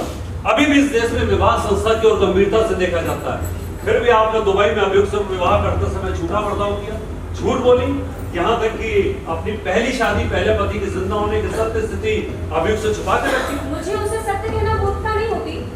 मुझे इस देश में हमेशा के लिए वापस आना था, इसलिए मैंने नितिन से शादी की ना। लेकिन आपने झूठ बोला। जी मैंने झूठ बोला। संस्थान आप पर अभियुक्त का पूरा विश्वास था। जी उसका पूरा विश्वास था। फिर भी आपने उसके साथ झूठ बोला, यहाँ तक कि दुबई के विभाग के संदर्भ के अथॉरिटीज के साथ भी झूठ बोला। मुझे उनसे सत्य छुपाना जरूरी था। आपने झूठ बोला, हाँ या ना? जी मैंने झूठ बोला। विवाह के समय ली हुई शपथ, एक दूसरे के साथ जिंदगी बिताने की ली हुई शपथ, सब कुछ झूठ। एक अर्थ में सब कुछ झूठ था। सच कहें तो नितिन ने आपसे विवाह कर आप पर एहसान किया मिसेस खान। आप ऐसा कह सकते हैं। ऐसा होते हुए भी आप यहाँ उसके विरोध में गवाही दे रही हो। मुझे ऐसा लगता है कि मुझे सत्य ही कहना चाहिए। ये सच? अरे सच तो ये है कि 14 जून के दिन अभियुक्त नितिन सावरकर अपने खुद के घर में था। सच ये है कि आपकी गवाही बिल्कुल झूठी है। सच ये है कि आप किसी कारणवश अभियुक्त से अपना प्रतिशोध ले रही हो। नहीं, ये बिल्कुल सत्य नहीं है। आपको एहसास भी है आप जो भी बोल रही हो सब शपथ लेके बोल रही हो? जी मैं जानती हूँ। देखिए मिसेस खान, अगर आपको अभियुक्त के बारे में अपनापन महसूस नहीं हो रहा तो ये आपकी अपनी सोच है, हम उस पर आक्षेप नहीं ले सकते, लेकिन ध्यान रहे कोर्ट में झूठी गवाही देने के गंभीर परिणाम भुगतने पड़ते हैं। Objection your honour. मेरे आदरणीय मित्र गवाह को धमका रहा है ऐसा मैं कहता, लेकिन उससे आगे बढ़कर गवाह जब केवल सत्य कहने का प्रयास कर रहा है तब उसके विपरीत प्रयास करते हुए उसके सत्य वचन का अवहेलना कर रहे हैं। Yes you are right advocate Paranjape, आपका मुद्दा सही है, लेकिन ये कथ्य का केस है, इसलिए बचाव पक्ष को ज्यादा सहूलियत दे सकता। एडवोकेट कर्नल यू के प्रोसीड। Oblige your honour. हाँ तो मिसेस खान, आपके पुलिस को दिए मूल बयान के अनुसार अभियुक्त का हाथ बल काटते समय कटा और शर्ट पर खून के धब्बे थे। हाँ मैंने कहा था, लेकिन वो सत्य नहीं था। फिर आपने झूठ क्यों अरे कहा? मुझे जैसा नितिन ने कहा वैसा कहना पड़ा। आपने पुलिस को छुरी निकाल के दिखाई। नितिन ने जब खून के धब्बे देखे तो उसने जानबूझकर छुरी से जख्म कर लिया था। अरे साहब, ये सरासर झूठ बोल रही है। अरे साहब, मेरी बात सुन लीजिए। Keep quiet. सर, मेरी बात सुन लीजिए please. Nitin keep quiet. Sorry your honour. हाँ तो मिसेस खान, आप कबूल करती हैं कि आपने पुलिस से झूठ बोला? जी, मैं कबूल करती हूँ कि मैंने पुलिस के साथ झूठ बोला, लेकिन आप कबूल करती हैं कि आपने नितिन से भी झूठ बोला? जी, मैं नितिन से भी झूठ बोलती आ रही हूँ। मिसेस खान, आपकी सारी गवाही झूठी है। सवाल यह है कि आप कब झूठ बोल रही थी? आपकी दोनों गवाहियों में से कौन सी गवाही मान्य होगी, इसका निर्णय मेहरबान कोर्ट ही करेगा। Thank you Mrs Khan. Mrs Khan, मैं आपसे एक बार फिर पूछता हूँ कि आपने अभी तक जो गवाही दी केवल वही सत्य है? जी, केवल वही सत्य है। Thank you your honour. अभियोक्ता पक्ष की ओर से सभी आवश्यक तथ्य रखे गए, इसके सिवा मुझे कुछ नहीं कहना। आप जा सकते हैं। Advocate Karni, yes your honour. आपको कुछ कहना है? Yes your honour. Proceed. Your honour, अब ये केस अभियुक्त को गुनहगार साबित करने में सक्षम हो गया और उसका पक्का आधार है परिस्थिति जन्य प्रमाण। पुलिस और बाकी एक्सपर्ट्स के द्वारा आपके सामने सभी प्रमाण प्रस्तुत किए गए। मुझे उसके बारे में कुछ नहीं कहना, लेकिन दूसरी ओर उन दोनों औरतों की गवाही, मेहरबान कोर्ट को लगता है कि इनकी गवाही निर्मल मन से दी गई है या उसमें पूर्वाग्रह नहीं है। हम एक उदाहरण लेते हैं। सरस्वती बाई सावंत को पहली वसीयत के मुताबिक करीब 5 करोड़ रुपए की जायदाद मिलने वाली थी, लेकिन ये नितिन वो वसीयत बदलने का कारण बन गया, वो भी अनापेक्षित। अब दूसरी औरत, जिसे चाहे मिसेस खान कहें या मिसेस सावरकर, जिन्होंने दुबई में अपने स्वार्थ के लिए अभियुक्त को अपने झूठे प्रेम की शादी के जाल में फंसाया, अपनी पहली शादी पहले पति के जिंदा होने की सत्य स्थिति अभियुक्त से छुपा कर रखी, अब यहाँ कोर्ट में घोषित कर रही है उन्हें अभियुक्त से प्रेम नहीं है। योर ऑनर, इस औरत को अपने निजी स्वार्थ के आगे दीन दुनिया से कुछ भी लेना देना नहीं है। क्या मेहरबान कोर्ट ऐसी औरत की गवाही को भरोसा करेगा? और इसीलिए सिर्फ सत्य को सामने लाने के लिए मैं अभियुक्त से कुछ प्रश्न पूछने की अनुमति चाहता हूं। नितिन सावरकर, आप गवाही देना चाहते हैं? Yes sir. प्रोसीड। शपथ लीजिए, मैं जो भी कहूंगा सच कहूंगा, सच के सिवा कुछ नहीं कहूंगा। सावरकर, आपका पूरा नाम? मेरा पूरा नाम नितिन रामचंद्र सावरकर।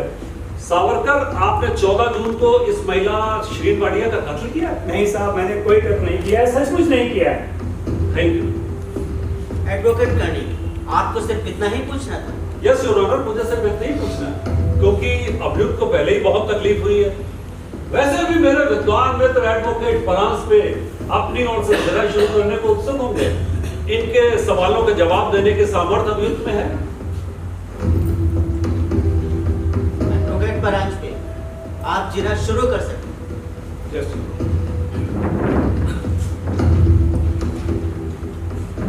सावरकर, आपकी आर्थिक स्थिति कैसी है? अरे आप अच्छी तरह जानते हो कैसी है।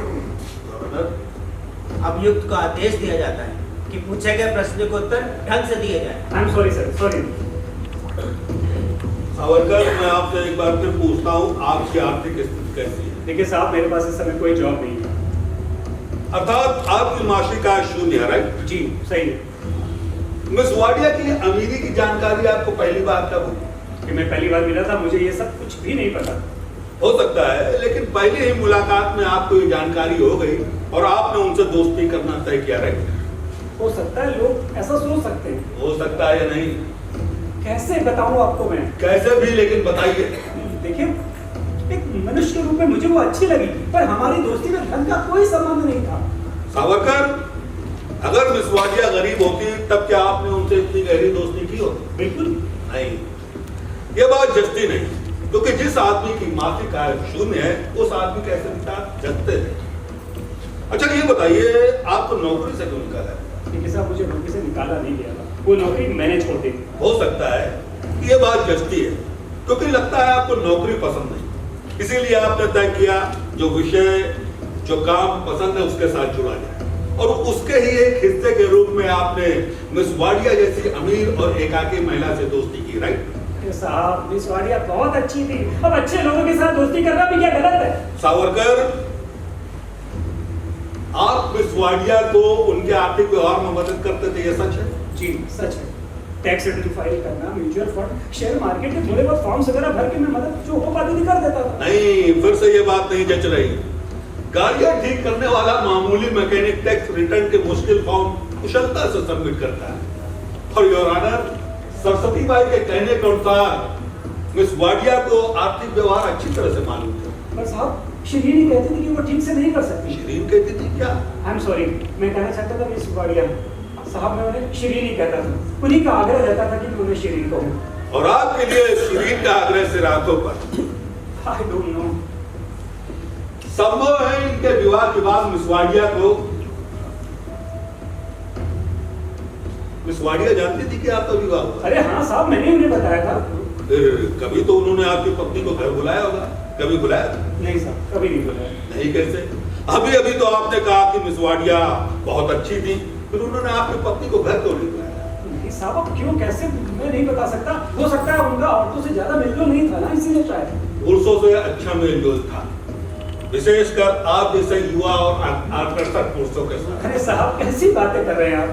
सावरकर, आप बता रहे हैं मिस वाडिया का औरतों से अच्छा मेलजोल नहीं था, लेकिन हम देखते हैं कि मिस वाडिया और सरस्वती बाई दोनों पिछले 20 सालों से बहुत ही अच्छी तरीके से एक साथ रह रहे हैं। मिस वाडिया का आपके पत्नी को कभी भी घर न बुलाए जाने के उनके कुछ निजी कारण हो सकते हैं, उसके बारे में बाद में विचार करते हैं।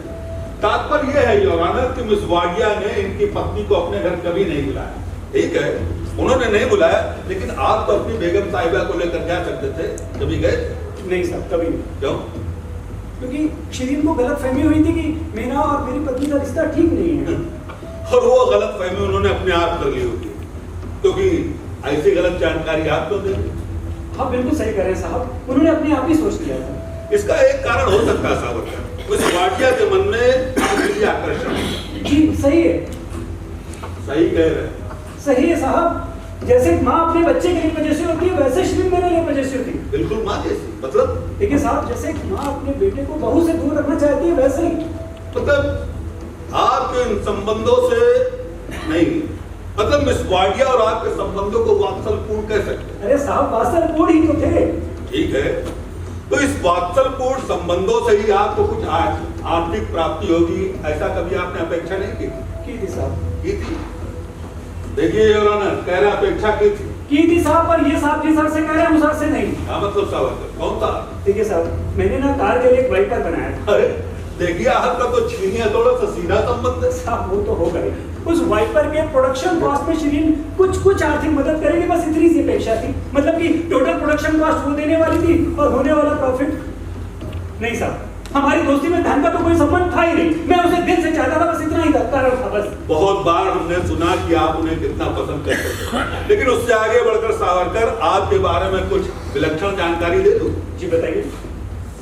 मिस वाडिया के मृत्यु के 2 दिन पहले आप प्रबल एजेंट के पास फॉरेन टूर की पूछताछ क्यों कर रहे हैं? फर्नांडिस साहब, अगर मैंने इस तरह की पूछताछ की भी है तो क्या वो गुनाह है? नहीं, ये कैसा गुनाह? कितने लोग ऐसी पूछताछ करते हैं? बिल्कुल। सिर्फ पूछताछ ही नहीं करते, जाके आते भी हैं, क्योंकि घूमने के लिए उनके पास बहुत सा धन होता है, लेकिन आपके पास तो धन ही नहीं। जी नहीं है। आपके पास धन नहीं, मासिक कमाई नहीं, इसीलिए आप मिस वाडिया से मिलने पैदल आते जाते थे। फिर ये क्रम आपने दिन में 2-3 बार शुरू किया। आपके पास धन नहीं, ऐसा कैसे सावरकर? आपको अभी अभी पता चला था, और टू बी प्रिसाइज 8 जून को आपको पता चला। आप जब तय करेंगे मालामाल हो सकते हैं। देखिए साहब, ये सब मुझे कभी भी कुछ भी नहीं पता था।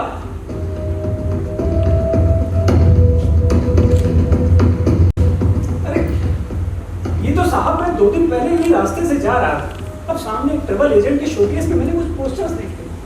बीचेस, पेड़, रोशनाई, कैसीनोज, नाइट क्लब्स। आकर्षण से मैं खिसता चला गया, तो तभी वहां काउंटर पे बैठी लेडी ने मेरी ओर घूर के देखा। मैं और मेरे कपड़े उस माहौल में बड़े बदसूरत लग रहे थे, तो मैंने भी तय किया कि क्या समझती है अपने आप को, और वहां के सबसे महंगे टूर की पूछताछ यूं ही शुरू की। आप इस तरह पूछताछ कर रहे थे, तब क्या एक लड़की आपके साथ थी? नहीं साहब मैं अकेले गया था वहाँ, कोई लड़की नहीं। जब आप पूछताछ कर रहे थे तो एक लड़की आपके साथ अरे नहीं साहब, आप जब पूछताछ कर रहे हैं तो एक लड़की आपके साथ थी। आपकी बात होने पर वो लड़की आपके साथ बाहर निकली। बताइए कौन थी वो लड़की? अरे कमाल होगी साहब, अब होगी कोई लड़की, अब सहयोग से उसकी बात भी खत्म हो गई होगी और हम लोग साथ में बाहर निकले होंगे। अब मैं कैसे बता दूंगी वो लड़की कौन थी? बताता हूँ सावरकर। मिस वाडिया के मृत्यु से 2 दिन पहले आप ट्रैवल एजेंट से पूछताछ कर रहे थे। जिनको ये जानकारी हो सकती है वो ये भी जानते होंगे कि वो लड़की कौन थी, और फिर भी आपको लगता है कि आपकी झूठी बातों पर कोर्ट विश्वास करेगी? अरे साहब, विश्वास करने का तो सवाल ही पैदा नहीं होता। देखिए मैंने जो किया वो बचपना था, करने में मजा आया। लेकिन साहब मैं ईमानदारी से कहता हूँ कि मैं किसी का कत्ल करने का तो विचार भी मन में नहीं कर सकता। मतलब मिस वाडिया ने अपनी पूरी प्रॉपर्टी आपके नाम चढ़ा दी, उसके बाद सिर्फ 6 दिनों के अंदर, वो भी शुक्रवार के दिन जब सरस्वती बाई की छुट्टी होती है, मिस वाडिया का कत्ल हो गया और आप इसे अभी भी सहयोग की बात करेंगे? अरे साहब ये सहयोग की बात है, मैंने किसी का कत्ल नहीं किया है। सावरकर, 14 जून की रात को 9 बजे आप मिस वाडिया के घर से निकले, 9:25 पर अपने घर पहुंचे, उसके बाद घर से बाहर नहीं निकले, राइट? जी सही है। इसके बारे में आपने अपनी पत्नी के बयान सुने? उनके अनुसार तो आप जब घर पहुंचे तो रात के 10:10 हुए। अरे साहब वो झूठ बोल रही है, आप मेरे बयान पर विश्वास करिए। ठीक है, हम सब मान के चलते कि वो झूठ बोल रहे हैं, लेकिन आप मेरे एक प्रश्न का उत्तर दीजिए। जिस औरत को आप अपनी पत्नी मानते हैं, उन्होंने कोर्ट में आपके विरोध में गवाही क्यों? ये तो मैं भी नहीं समझ पा रहा हूँ कि वो किसके कहने पे ये सब बोल रही है। तो मैं उसे अपनी पत्नी भी नहीं कर सकता। आप उसके नहीं मेरे बयान पे विश्वास रखिए, वो नहीं, मैं ईमानदारी से कह रहा हूँ। अब तो साहब मैं उसे तो अपनी पत्नी भी नहीं कह सकता। अरे वो कोर्ट में आके सबके सामने मुझे इस तरह से धोखा देगी, मैंने कभी सपने में भी नहीं सोचा था। वाह, बहुत बढ़िया। लेकिन कोर्ट में वस्तु स्थिति का महत्व होता है, और वस्तु स्थिति यह है कि अभी आपने जो कहा कि 14 जून की रात 9 बजे आप मिस वाडिया के घर से निकले, 9:25 पर अपने घर पहुंचे, उसके बाद बाहर नहीं निकले। आपके इस कथन का आपके शब्दों के सिवा दूसरा कोई आधार नहीं। साहब मुझे वहां से निकलते समय, रास्ते में या घर में प्रवेश करते समय कहीं तो किसी ने देखा होगा। कौन, कैसे देखेगा? बताइए कौन देखेगा? उसके लिए आपको रास्ते पर होना जरूरी होता है ना सावरकर? क्या कहना चाहते हैं साहब, आप क्या कह रहे हैं? सावरकर, मिस वाडिया के घर से आपके घर तक के सभी दुकानदार और फेरी वालों को आपकी फोटो दिखाने की पुलिस ने व्यवस्था की थी। उनमें से किसी भी दुकानदार या फेरी वाले ने फोटो वाले व्यक्ति की पहचान नहीं की, सिवाय आपकी पत्नी के। और उनका कहना है कि आप जब घर पहुंचे तो रात के 10:10 थे। उससे आगे बढ़कर उन्होंने ये भी बताया कि आपकी शर्ट के वहां पर खून के धब्बे। अरे साहब मेरा हाथ उस दिन नहीं दूसरे दिन कटा था। ये देखिए साहब, अभी तक मेरे हाथ में जख्म है। इसमें क्या मुश्किल है सावरकर? बहुत ही आसान है। मनुष्य अपनी जान बचाने के लिए क्या कुछ नहीं करता। आपने तो अपनी बात पर हल्का सा वार बंद किया। आप तो मेरे प्रत्येक वाक्य का विपरीत अर्थ लगा रहे हैं। आप जैसा कह रहे हैं मैं वैसा आदमी नहीं हूँ। सावरकर, आपने जानबूझकर अपना हाथ काटा है। मेरा सच भी झूठ है, ऐसा आवाज आप दुनिया के साथ। सावरकर, उस दिन आप रात के 10:10 पर घर पहुंचे। अरे आप मेरी बात पर विश्वास क्यों नहीं करते? अगर सच कहें तो और मैं तारीख बात तय कर मिस वाडिया का कत्ल किया। अरे नहीं साहब नहीं, मैंने कोई कत्ल नहीं किया, मैंने किसी को नहीं मारा। आप मेरी बात पर विश्वास करिए, मैंने किसी को नहीं मारा है, किसी को नहीं मारा, किसी को नहीं।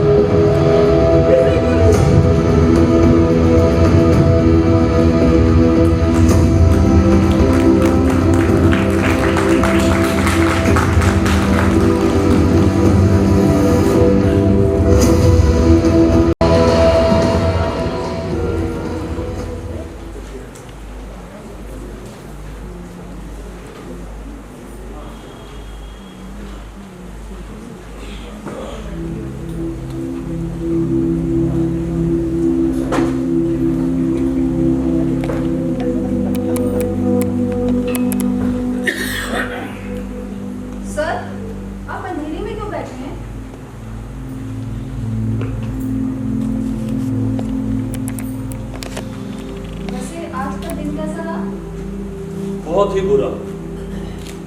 मतलब केस उसके विरोध में गया? पता नहीं। जी मैं निकलूं? हाँ तुम निकलो। रश्मि एक मिनट। रश्मि तुम्हें क्या लगता है सावरकर ने कत्ल किया होगा? सर मुझे तो नहीं लगता कि उसने कत्ल किया होगा। क्यों?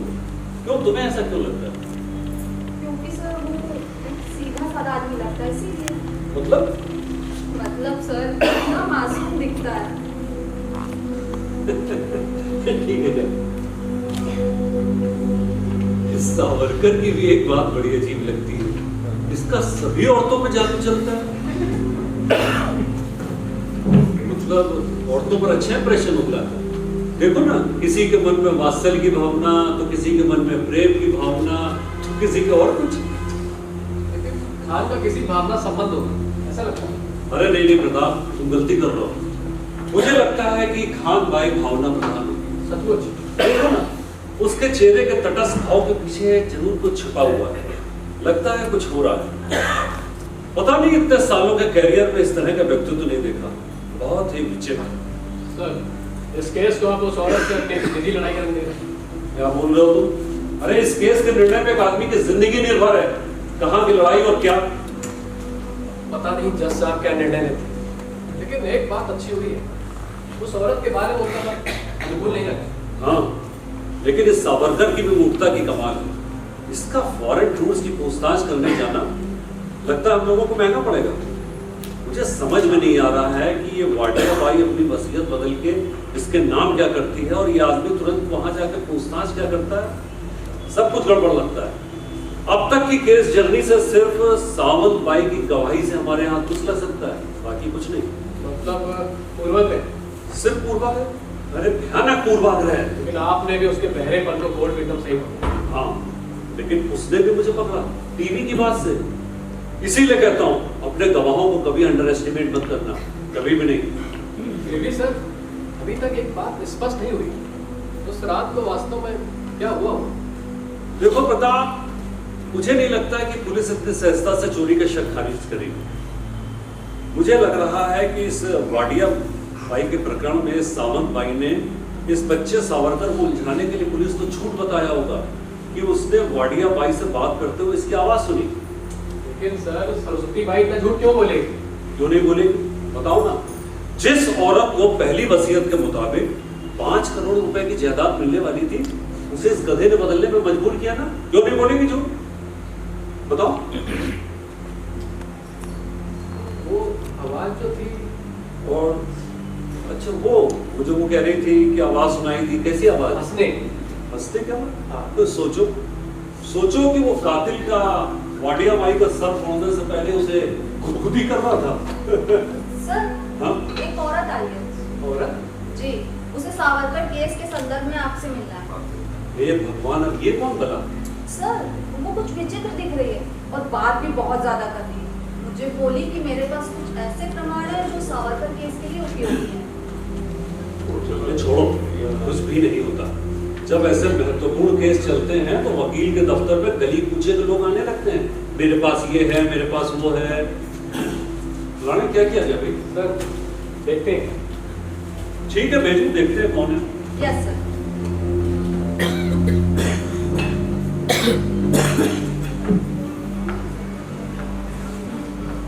तो भाई क्या काम है? अपन को प्राइवेट में सीक्रेट बोलने का। इधर दूसरा कोई होगा तो नो इंटरेस्ट। देखो भाई, ये दूसरा नहीं, मेरा असिस्टेंट है एडवोकेट राणे। अगर आपको इनसे प्रॉब्लम है तो आप जा सकती हैं। असिस्टेंट? 10 अगर तेरे को प्रॉब्लम नहीं तो मेरे को क्यों? आज कोर्ट की जबानी के बाद चिंता में आ गए। मेरा कुछ फायदा करेगा तो तुम्हारी मदद करेगा। भाई, आपका नाम क्या? अरे साहब, नाम का क्या अचार डालोगे? और मान लो मेरा नाम करीना, ये सच होगा इसका क्या भरोसा है? साहब, मैं वकील होने वाली थी, लेकिन थोड़ा गड़बड़ हुआ साहब। देखो भाई, आपके पास जो भी जानकारी है वो कोर्ट को देना आपकी ड्यूटी है। ड्यूटी? बिल्कुल। कैसी ड्यूटी? अगर मैं यहाँ नहीं आती तो तुम्हें मेरे माल का पता कैसे चलता? अब ये माल फायदे का है कि नहीं ये तुम देखो। आपके पास क्या है? अरे छोटू वकील, रुक ना।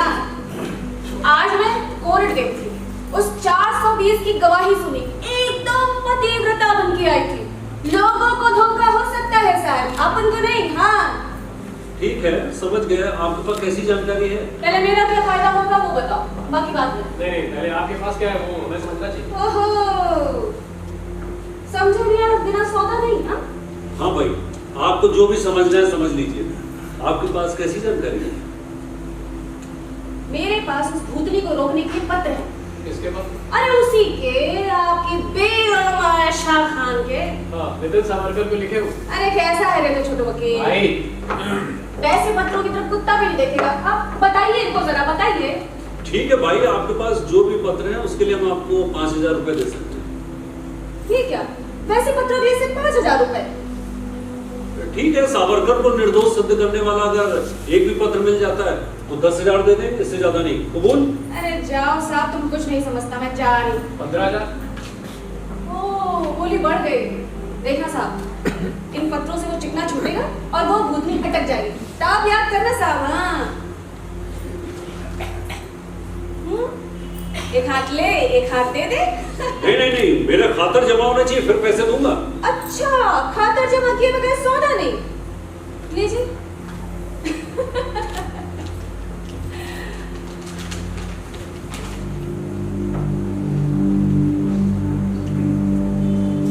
अरे भाई, इधर बैठने की जगह है, बैठिए आके इधर।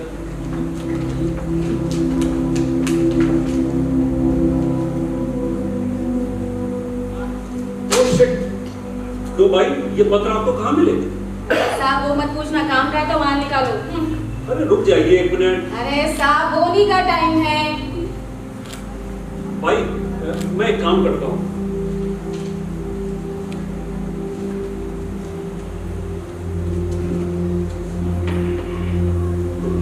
ये ऐसा लीजिए, 5,000 और ये 5,000, 10,000 हो गए, 5,000 बाद में दूंगा।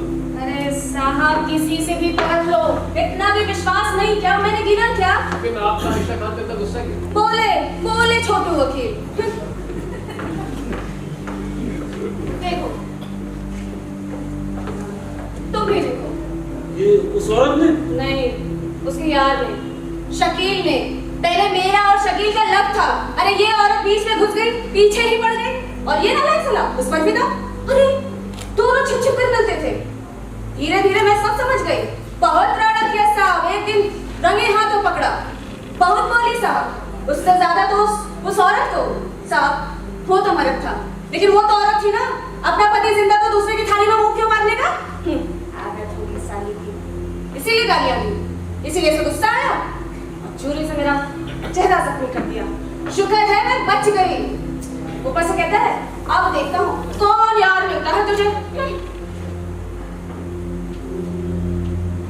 तो भाई, आपको फिर पुलिस में जाना चाहिए था, क्यों नहीं गई? अरे साहब, मैं उसमें से नहीं हूँ। पुलिस पर डालकर हाथ पर हाथ रखकर बैठने वालों में से नहीं। मैंने तय किया कि इसका बदला मैं खुद लेगी। अरे कब से नजर रखी थी, तब जाकर ये पत्र हाथ लगे। भगवान के घर देर है, अंधेर नहीं साहब, दिखा दो उसकी जगह। ठीक है भाई, 1 मिनट। ओहो, मेरे पत्रों की कीमत नहीं, लेकिन मेरे जख्मों की कीमत हो गई। ठंकू साहब, धनंजय साहब, वकील साहब, दे दो फिर मैं चुम्मा। अरे साहब, इसमें आपका क्या दोष?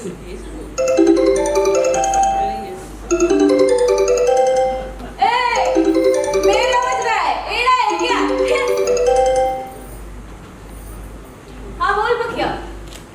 कस्टमर कहाँ? 5 स्टार।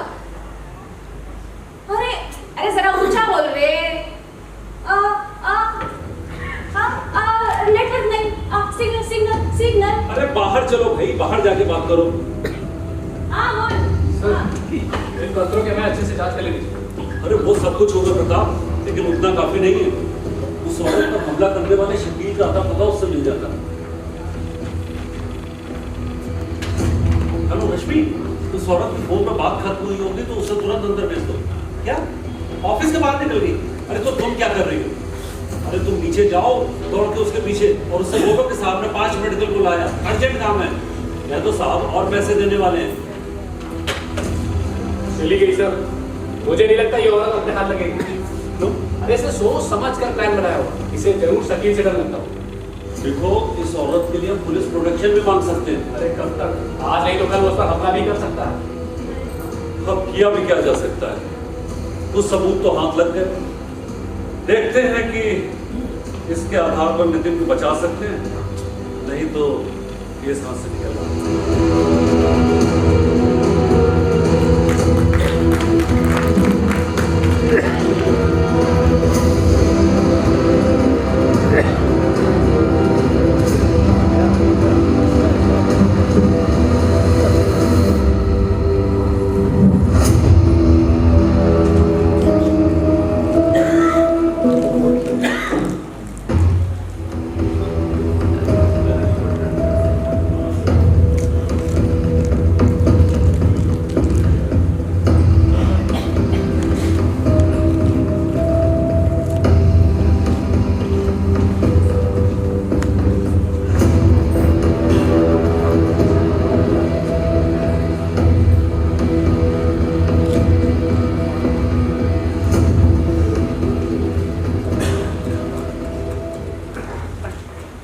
एडवोकेट पर आने, एडवोकेट गाड़ियों करने अभी तक नहीं आए।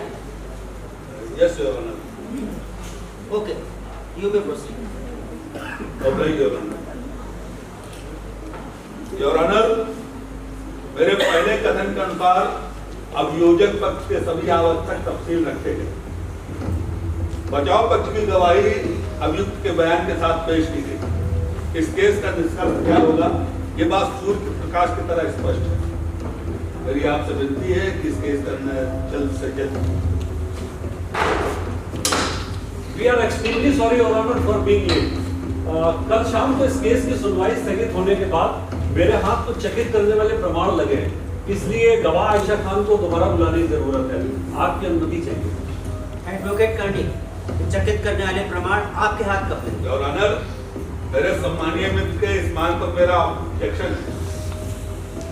एडवोकेट पराज, आपका पक्ष सुनगी ना, मैं निर्णय घोषित नहीं करूंगा, उतना अनुभव मुझे है। योर ऑनर, इस तरह के महत्वपूर्ण केस में बिल्कुल अंतिम समय में कुछ इस तरह के प्रमाण हाथ में लग जाते हैं कि न्याय की दृष्टि से उन्हें स्वीकारना सिर्फ उपयुक्त ही नहीं, आवश्यक हो जाता है।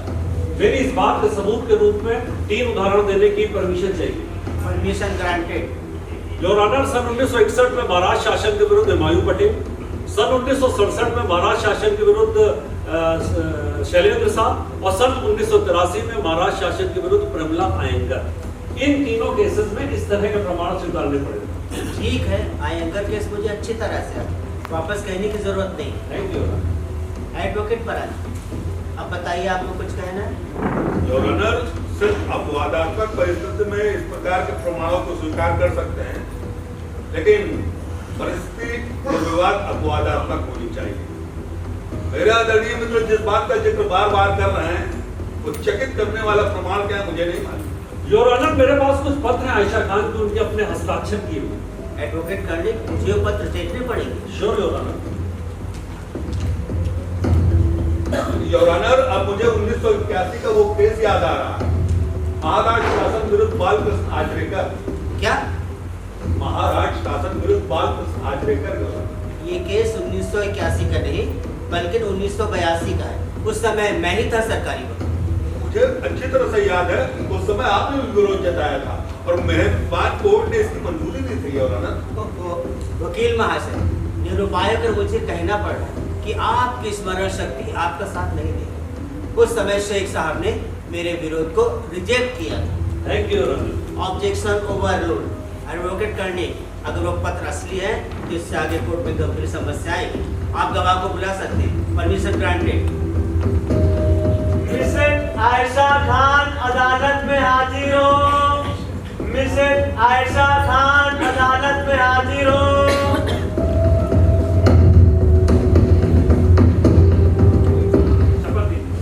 मैं शपथ लेती हूँ, जो कहूँगी सच कहूँगी, सच के सिवा कुछ नहीं कहूँगी।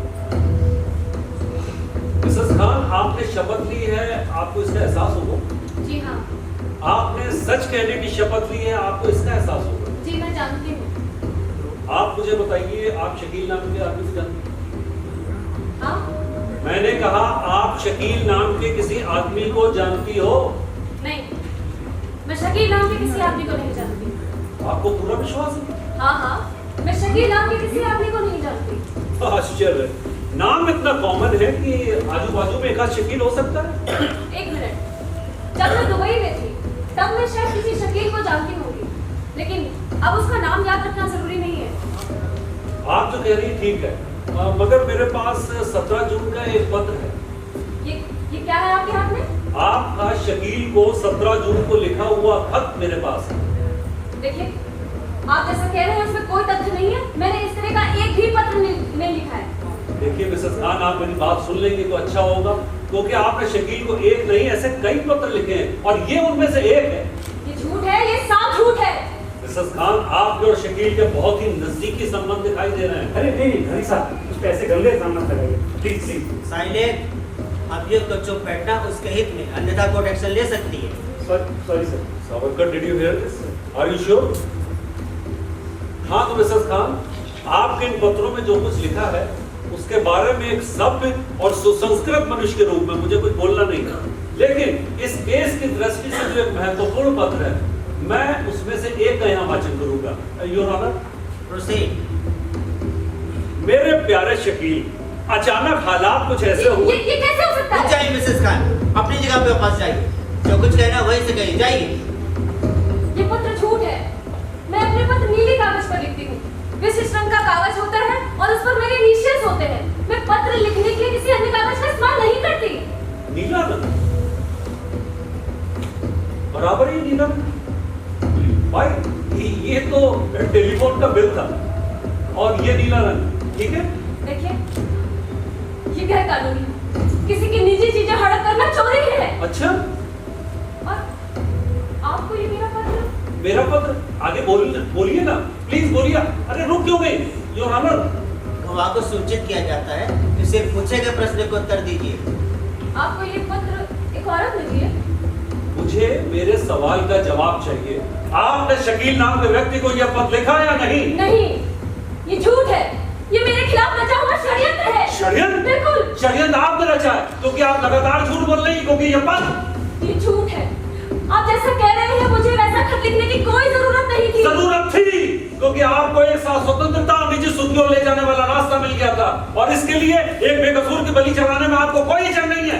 आपने इन पत्रों में अभियुक्त के हाथ में किसी जख्म की बात का रसपूर्ण वर्णन किया है। नहीं, मैंने अपने पत्र में ऐसा नहीं लिखा है। मैंने अपने पत्र में नितिन फल काट रहा था तब उसका हाथ कट गया, ऐसा स्पष्ट लिखा है।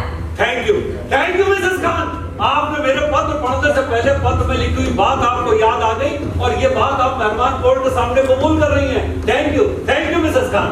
मुझे चक्कर आ रहा है। अरे अब तो सब कुछ होगा। मैं सच कह रही हूँ, मेरी सांस फूल रही है। मुझे जाने दीजिए। हरी साहब, ये सब रोक दीजिए।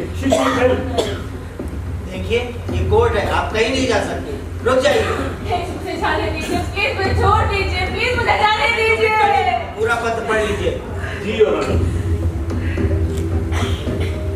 मेरे प्यारे शकील, अचानक हालात कुछ ऐसे हुए हैं कि हमारी सारी मुश्किलों का हल हो सकता है।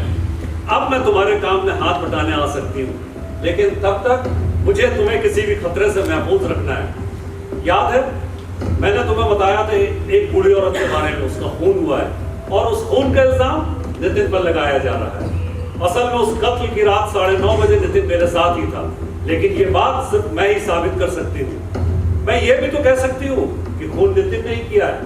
मैं ये भी कह सकती हूँ कि नितिन देर से घर आया और उसके हाथ खून से रंगे थे, क्योंकि मेरे पास खून के धब्बों वाली नितिन की एक शर्ट है, जो मैं सबूत के तौर पर अदालत में पेश कर सकती हूँ।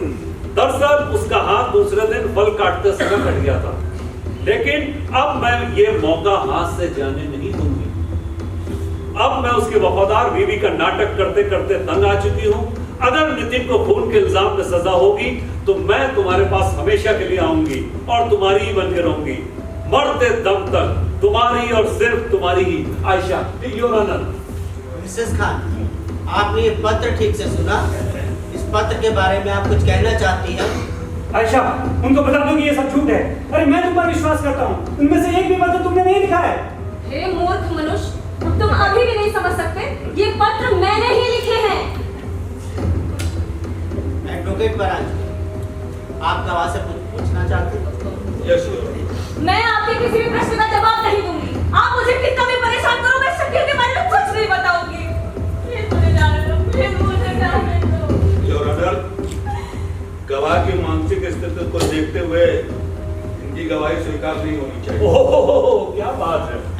परांत पे गवाह को शपथ लेकर गवाही देने का मत एडवोकेट कर्णिक ने समझाया था। मुझे खेद के साथ कहना है मिसेस खान कि आपने अपने कथित पति नितिन सावरकर को बचाने के लिए शपथ लेकर अदालत में झूठी गवाही दी, अदालत को गुमराह करने का प्रयास किया। आपके खिलाफ वाद दाखिल किया जाएगा। अब मैं महाराष्ट्र शासन विरुद्ध नितिन सावरकर इस केस का निर्णय घोषित करता हूँ। अभियोजक और बचाव पक्ष द्वारा प्रस्तुत तमाम साक्ष्य, दोनों पक्षों की गवाही और बयान, साथ ही मुकदमे के दौरान प्रस्तुत किए सभी तथ्यों का अध्ययन अवलोकन करने के बाद अदालत इस निष्कर्ष पर पहुंची है कि अभियुक्त श्री रामचंद्र सावरकर को उनकी कथित पत्नी मिसेस आयशा खान ने साजिशन फंसाने का प्रयास किया।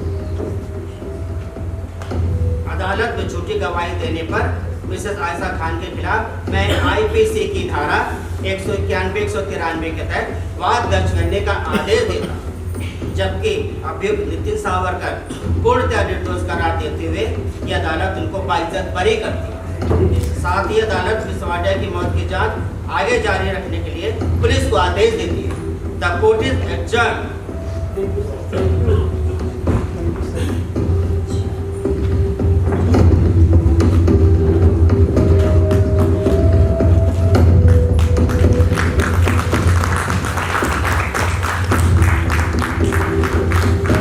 Congratulations, young man.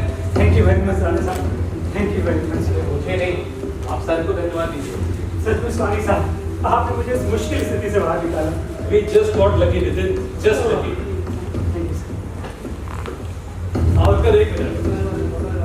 Mrs Khan, बाहर कोर्ट के आते में पत्रकारों की काफी भीड़ इकट्ठा हुई। लोगों की प्रतिक्रिया काफी विचित्र है। जब तक हम आपको लेने नहीं आते आप ले लो चाहिए। सावरकर साहब, आपकी कुछ चीजें हमारे पास है, उसे आप चलकर वापस ले लीजिए। कलिक सर, मैं आता हूँ। Okay. चलिए इंस्पेक्टर साहब। कांग्रेस सर, हम लोग एक बार फिर से जीते। इस लड़के का एक पाँव फांसी के तख्त पर, दूसरा केले में जाएगा। हाँ, फांसी के तख्त से तो उतार दिया, लेकिन केले का छिलका किसके पांव तले है ये अभी पता नहीं। एनीवे सर, हम निकले। नहीं, तुम निकलो, मैं भी आता हूँ। Okay. So, Mrs. Khan, sorry for what happened to your life. I am really sorry, but I think you deserve it. तुम वकील लोग कितने भावना शून्य होते हो। क्यों? गवाह से जिरह देते वक्त उसकी भावना की जरा भी कदर नहीं करते। अच्छा, आपसे जिरह की इसलिए आपसे माफी मांगनी चाहिए। नहीं, बिल्कुल नहीं। मुझे आपकी जिरह का जरा भी दुख नहीं हुआ। आपने जिस तरह मुझ पर कीचड़ उछाले, मुझ पर गलत आरोप लगाए, उसका भी मुझे दुख नहीं हुआ। दूसरी ही बात का दुख हुआ और आखिर में रो पड़ी। रोने से मेरी आंखों में सूजन आती है, नाक लाल होती है और मैं बहुत विचित्र दिखती हूँ। अरे छोड़ दीजिए, जेल में आपकी सूरत देखने कोई नहीं आएगा। मुझे जेल जाना पड़ेगा। यस, कम से कम 10 वर्ष के लिए, फर्जरी के कारण। 10 वर्ष? आजन्म कारावास तो नहीं ना? अगर मैं उस कुर्सी पर होता तो जरूर देता। इतने घृणा करते हैं मुझसे? यस। आपको लगता होगा ना कि ये कैसे छल कपट षड्यंत्र करने वाली झूठी औरत है। इसको कोर्ट में लोगों के सामने कैसे झूठा साबित किया है ना? इसके पति को कैसे उसकी कैद से छुड़ाया। मैं होपलेस केस की एकमात्र हो। मैं advocate Dhananjay Karnik Karnik and Rane associate. Let me finish. क्या सिर्फ आपको ऐसा लगता है कि आपने उसे बचाया? What do you mean? एन वक्त पर किसी की मदद मिली। एडमिटेड। कैसी मदद? क्या कहा था आपने? परिस्थिति जन प्रमाण के अभाव में पत्नी की व्याकुल होकर दी हुई प्रेमपूर्ण गवाही कोर्ट में स्वीकार नहीं होती है। बिल्कुल सही है। तभी मेरे मन में कल्पना आई और मैंने तय किया कि मैं गवाही दूंगी, लेकिन नितिन के पक्ष में नहीं, उसके विरोध में, फरियादी पक्ष की गवाह बनकर शपथ लेकर झूठ बोलूंगी कि कैसे नितिन अपराधी है, और फिर बाद में आप मिस्टर कार्णिक मेरी गवाही को झूठा साबित करेंगे। और आपने एक बार कोर्ट में मुझे छल कपट षड्यंत्र करने वाली झूठी औरत साबित कर दिया, तो फिर कोर्ट नितिन के निर्दोष होने पर विश्वास करती। आप समझे मेरी राम कहानी? नहीं समझे वकील साहब, थैंकू, हाँ? दे दो मेरी में चुम्मा। वो औरत आप थी? हाँ, मैं वही थी। कैसा लगा अभिनय? बचपन से अभिनय पसंद था, लेकिन पहली बार ऐसी जबरदस्त भूमिका निभाने का मौका मिला। बात बताइए, आपका कोर्ट पर मुझ पर किसी को भरोसा नहीं था? आप पर तो भरोसा करने का सवाल ही नहीं उठता मिस्टर गाने। आपको भरोसा था कि नितिन निर्दोष है? बिल्कुल विश्वास था। अरे इसीलिए तो केस हाथ में लिया, नहीं तो मना करता। लेकिन इसके लिए आपको यहाँ कोर्ट में झूठी गवाही देने की जरूरत नहीं थी। अरे क्यों किया ऐसा आपने? नहीं मिस्टर गाने, अब कुछ नहीं जानते। मुझे मालूम था कि नितिन अपराधी है। क्या बता रही हैं आप? सच क्या है जानना चाहते हैं? सच कहूं तो मेरा कहा हुआ एक एक शब्द सत्य था कि नितिन उस दिन 10:10 पर घर आया, और जब घर आया तो उसकी शर्ट की बाह में खून के धब्बे थे, और उसने कबूल किया कि उसने शिरीन वाडिया का कत्ल किया है। लेकिन सिर्फ उसे मैं बचा सकती थी, एक छोटे बच्चे की तरह उसने मुझसे जिद की। और आपने मान लिया? अरे क्यों किया ऐसा आपने? आपने एक कातिल को बचाया। आप अभी भी नहीं समझ रहे हैं मिस्टर गाने। मैं नितिन से जी जान से मोहब्बत करती हूँ। I love him very much. Great great, mind blowing acting. जानता था कि मुझे बचाने के लिए कुछ भी करेगी, पर इतना कुछ करेगी ये नहीं जानता था। इसने तो आपकी विकेट ली है साहब, धोखा दिया है आपको। धोखा? धोखा इसने नहीं, तुमने मुझे दिया है। अरे, हम दोनों इस केस से सही सलामत छूट गए, वैसे ही रहेंगे। सावरकर, न्याय का, इस कोर्ट का, मेरा, मिस वाडिया का कत्ल करके मानवता का सभी का तुमने अपमान किया है। मैंने किया है अनिक साहब, विश्वास है। अरे आपने बचाया मुझे, अब उसी गुनाह के लिए मुझ पर कोई बड़ी केस तो दाखिल नहीं कर सकते ना। Thank you very much Anik साहब, thank you so much. Savarkar, कितनी बार दुनिया सोचती है कि न्याय का कांटा गलत दिशा में ढल गया है, लेकिन भूलना मत, एक न एक दिन वो समतल हो जाता है। भूलना मत, एक न एक दिन तुम्हें इसकी कीमत चुकानी पड़ेगी। अरे बाप रे, अब इतना समय कहाँ है कर्णिक साहब? और आपकी कीमत अदा करने को तो मैं तैयार हूं। हो सके तो कैश, और अगर आपकी फीस दुगनी करूं तो क्या कहते हैं? अब सरस्वती बाई की कार की मशीन तो मैं दे दूं, पर आयशा तुम पर भी केस दाखिल हो रही है तो तुम्हारे अकाउंट में भी पैसे भर दिए जाएंगे, मतलब भरने ही पड़ेंगे मुझे। कर्णिक साहब, अब आपको क्या मैं इतना कंजूस आदमी लगता हूँ क्या? नहीं नहीं नहीं, इस केस से तो मैं सभी को कुछ ना कुछ देना चाहता हूँ। अब उसकी क्या जरूरत है? हम दोनों साथ रहेंगे। तुम तो जानते हो ना कि तुमसे प्रेम ना होने का नाटक करना मेरे लिए कितना मुश्किल था।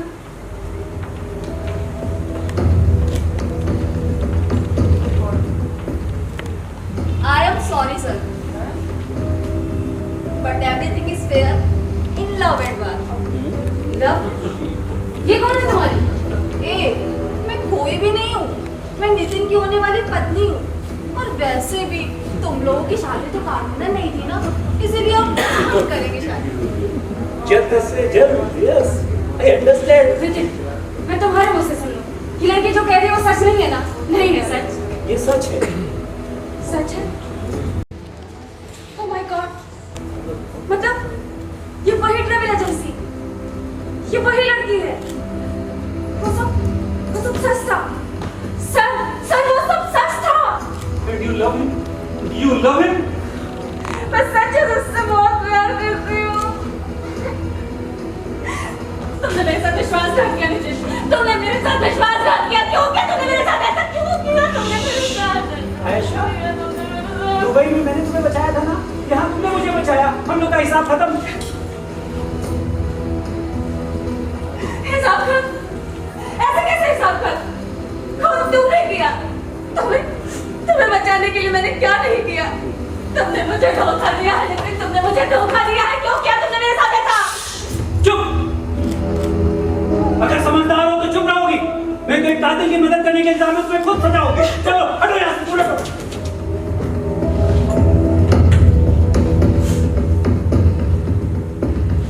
नहीं नितिन, कातिल की मदद की इसलिए मुझे सजा नहीं होगी।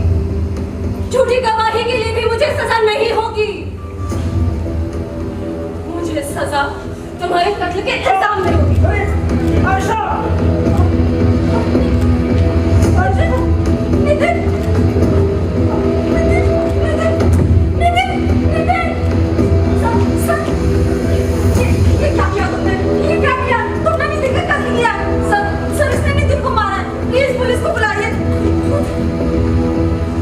कत्ल नहीं है ये, कत्ल नहीं है ये। इसने इसे मृत्यु दंड दिया है। She executed him.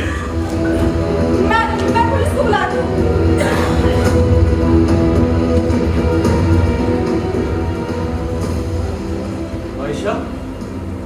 आयशा, आपका ये केस मैं लड़ूंगा। न्यायालय की त्रुटि न्यायालय को दिखाने के लिए मैं लड़ूंगा। आपको याद है, आपसे मेरे ऑफिस में मेरी पहली मुलाकात में मैंने आपके लिए एक ही वाक्य बोला था और वही सच निकला। आप सचमुच एक विलक्षण स्त्री हैं।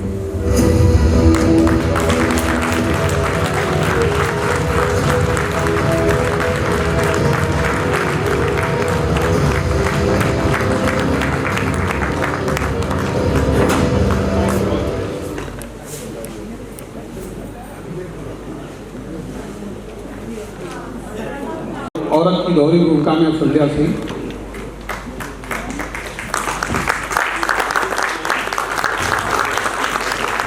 नितिन सावरकर, ऐश्वर्य दीक्षित,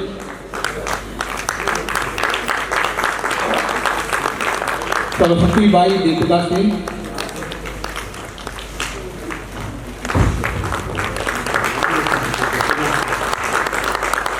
रोगी जी से मैं कहूँगा मंच पर आ जाइए प्लीज। एडवोकेट कर्णिक और एडवोकेट परांज पे विजय भान सिंह और महेंद्र भुरिया जी,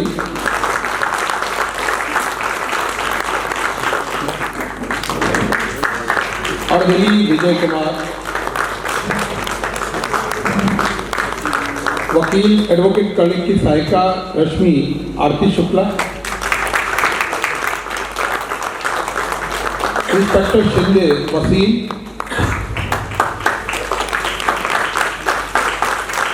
साथ में हमारे साथ बैठे थे आकाश शर्मा, प्रकाश परिकल्पना, कृष्णा सक्सेना और संगीत विजय भास्कर।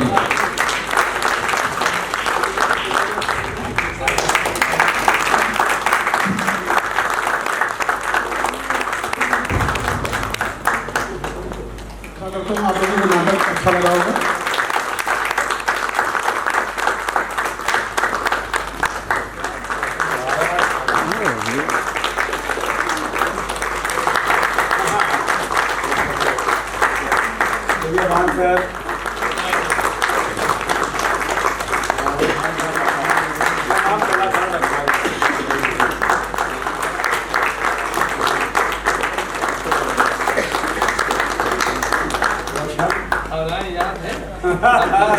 उन्नीस सौ 81 का केस 82 में था।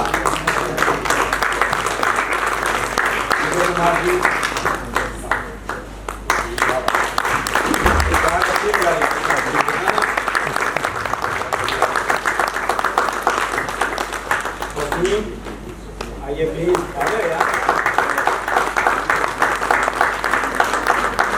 हमारा प्यारे साथी आकाश शर्मा।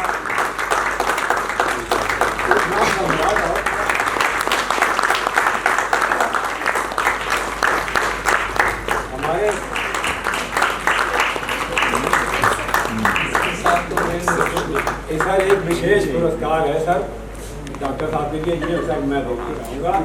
इन्होंने इतना कोऑपरेट किया है जो ये शुरुआत हुई तो शुरुआत का सारा सहयोग डॉक्टर उमेद का है। नाट्यवासी की ओर से आपका एक छोटा सा सम्मान पत्र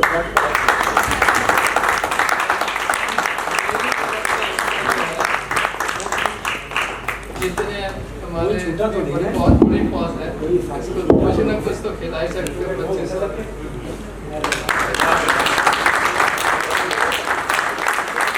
मैं नकवी साहब से अनुरोध करूँगा क्योंकि वो खुद बहुत एक वरिष्ठ अधिवक्ता हैं और मेरे बहुत पुराने मतलब समझिए कि 30-35 साल 40 साल पुराने बहुत अच्छे से। और उसके बाद जो एंड हुआ है पुलिस का ड्रामे का क्या वंडरफुल है, बहुत अच्छा है और सबने एक्टिंग बहुत अच्छी किया। वकील जो बने हैं तो हम सोचते हैं वकालत छोड़ दें और 10 साल में तो जवाब ही नहीं था, और पुकार लगाने वाला तो इतनी उम्दा पुकार लगा रहा था, क्या जवाब नहीं उसका, बिल्कुल लगा जैसे कचहरी बैठे हुए हैं। लेकिन बहरहाल सबने बहुत अच्छा किया, बहुत ही अच्छी एक्टिंग जिसे कहना चाहिए, कोई कमी नहीं। ये सब आप लोग की मेहनत का नतीजा है कि साथ साथ तैयार किया है, और बहुत खुशी हुई मैं देख के। आप सबों को मेरा नमस्कार। एक बहुत बड़ी टीम और बहुत दिनों बाद एक कोर्ट सीन देखने को मिला, और काफ़ी हद तक सबने अपना अपना किरदार बहुत अच्छी तरह से निभाया। मेरा तो सिर्फ एक ही बार बार रिपीट करता हूँ हर रोज कि किसी तरह के इस तरह के प्ले होते रहें, और एक दिन जो है वो लोग मान लें कि कानपुर में प्ले बहुत अच्छे होते हैं और आना शुरू करते हैं। तो बस मेरी यही रिक्वेस्ट है कि जो भी लोग हैं वो कम से कम जो है वो अपने साथियों को कहें और लोगों को कहें कि क्या कहते हैं, कम से स्टेज पे तो देखो वो क्या पिक्चर भी खैर अब नहीं लोग देखते हैं, पिक्चर भी अब ज़्यादातर लोग नहीं जाते, मगर जो स्टेज पे होता है वो तो एक बार हो गया तो हो गया, जिसने जो किया वो किया। तो यहाँ मैंने देखा कि कुछ तो पुराने कलाकार हैं, उन्होंने भी बहुत अच्छा किया, कुछ नए कलाकार देखने को मिले, उन्होंने भी अच्छा किया। तो एक बहुत बड़ी टीम उमेर जो है हमेशा नए प्ले लेकर आते, किसी न किसी तरह को करते। ये एक बहुत अच्छी बात है कि कानपुर में नए प्ले भी होने को हो रहे हैं। पुराने वाली जो बार बार रिपीटिशन में क्या होता है कि लोग ये कहने लगते हैं कि वो तो देखा हुआ प्ले इसलिए नहीं जाएंगे, मगर आज की तारीख में तो हम देख रहे हैं कि तीनों दिन जो प्ले हुए हैं वो सब नए प्ले हुए हैं, और बहुत अच्छा लोगों ने किरदार निभाया है। और आज भी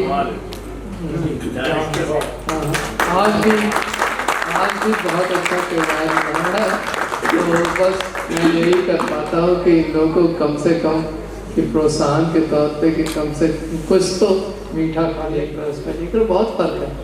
अरे हम अपनी वाइफ को कहते हैं कि क्या तुम टीवी देखा करती, सीरियल देखा करती, जिसमें यही नहीं डिसाइड है कि कब कौन किसकी बहू थी, कब किसी की बेटी वाला, क्या बड़ा अजीब सा लगता है। जब देखने आओ तो कभी नई बहू दूसरे से शादी कर लेती, फिर वो तीसरे से शादी कर लेती। कम से कम कोशिश कीजिए कि हर जगह, अभी आपके वहाँ गए हुए थे पूनम जी के वहाँ, तो वो जिस पे काम वहाँ पर भी हमने देखा लेक्चरर यही कह रही थी कि जो है वो लोगों में क्या हो गया है कि क्यों नहीं प्रेजेंट होते हैं, और लोगों को चाहिए कि कुछ ऐसा करें जिससे कि शहर में हर चीज़ में लोग इन्वॉल्व हों, हर चाहे सोशल वर्क हो चाहिए हो, तो ऐसा कुछ डेवलप होगा तो बड़ा अच्छा लगेगा हमें कि हर विधा में लोगों का सहयोग होना चाहिए, जिस तरह का भी सहयोग हो सके। किसी तरह का धन से नहीं है तो कोई बात नहीं, पाने का तो हो सकता है। इन शब्दों के साथ ज़्यादा बोल गया हूँ मैं, मगर मेरा अपनी पीड़ा है कि क्या कहते हैं, मैं सोचता हूँ कि किसी तरह से ये होना शुरू हो जाए तो बहुत अच्छा होगा। बहुत बहुत धन्यवाद रेखी जी, और आप सबका बहुत बहुत शुक्रिया। 3 दिन आप लोगों ने हमारा साथ दिया, हमारे आयोजन को सफल बनाया। मैं उमेद जी का एक बार फिर शुक्रिया अदा करता हूँ।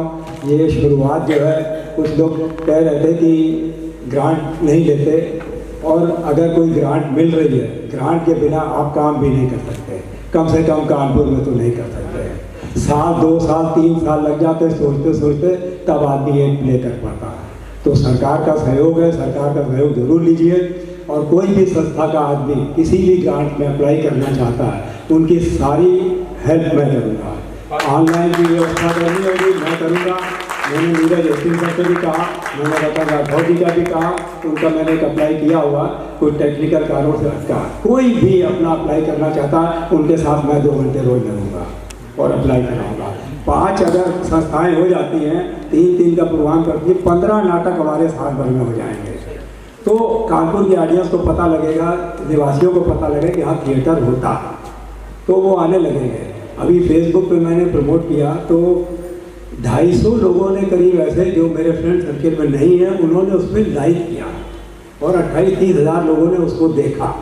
और जब हर महीने इस तरह जाएगा तो हमारा थिएटर यहाँ पर डेवलप हो सकता है। इसी के साथ ही मैं फिर धन्यवाद देता हूँ हमारे यहाँ के नौशाद भाई, इस साल के प्रेक्षागार के दीपक मालवी जी और हमारी सेवा में अग्रवाल जी हैं, हमारे बिल्लू भैया हैं, संजय भैया हैं, मोहित भैया हैं। मैं यहाँ पहली बार आया तो बहुत से लोगों के मैं नाम नहीं जानता हूँ। तो हाल के जितने भी लोग हैं, हाल के जितने भी प्रबंधक हैं, जिस किसी भी व्यवस्था में लगे हैं, मैं उन सब का बहुत शुक्रिया अदा करता हूँ। हाँ हैं, सबका नाम ले लिया सर मैंने। सब कर्मचारी सबसे पहले हमको वही मिलते हैं, सबसे पहले वही सहयोग करते हैं। तो सबका मैं बहुत शुक्रिया अदा करता हूँ, आप सबका बहुत बहुत शुक्रिया। और हाँ, कुछ लोगों ने टिकट ली है कि हम टिकट लेके ही अंदर जाएंगे। ऐसे ही मुझे मिले बाहर नहीं आप टिकट दीजिए। मैंने कहा नहीं, आपकी इच्छा है। बोले नहीं आप लीजिए। मैंने ठीक है, कोई डोनेट करना ज़्यादा कर दीजिए। नहीं, जो आपने रखा मैं वही पैसे उठे दूँ जो आपने टिकट करती है। तो ये आप इस तरह भी सहयोग हमें कर सकते हैं। आप 100-200 रुपये तो कन्वेंस खर्च करके आए हैं, 2-3 घंटे आपके टोटल घर से निकलने से और जाने में लग जाएंगे। तो 100 रुपये 200 रुपये आप और कर सकते हैं। हमारा अगर एक दिन का किराया निकल आता है, अगर 150 आदमी में 100 रुपये देता तो एक दिन का किराया निकल आता, बहुत बड़ा सहयोग है। तो इस बारे में भी आप लोग सोचें। आपका फिर बहुत बहुत शुक्रिया, बहुत बहुत धन्यवाद सभी लोगों का, मेरे प्यारे दोस्तों। Thank you so much. हमारी टीम के और गुरजीत हैं, हमारे रवि हैं, सौरभ हैं, बैक स्टेज में इन्होंने बहुत सहयोग किया। मैं इनका भी शुक्रगुजार हूँ भाई। बाद में मुझे डांटे ना, आपने सब मेरा नाम नहीं लिया। ऑडियंस के लिए तो जोरदार तालियां। Yes, thank you so much. Thank you.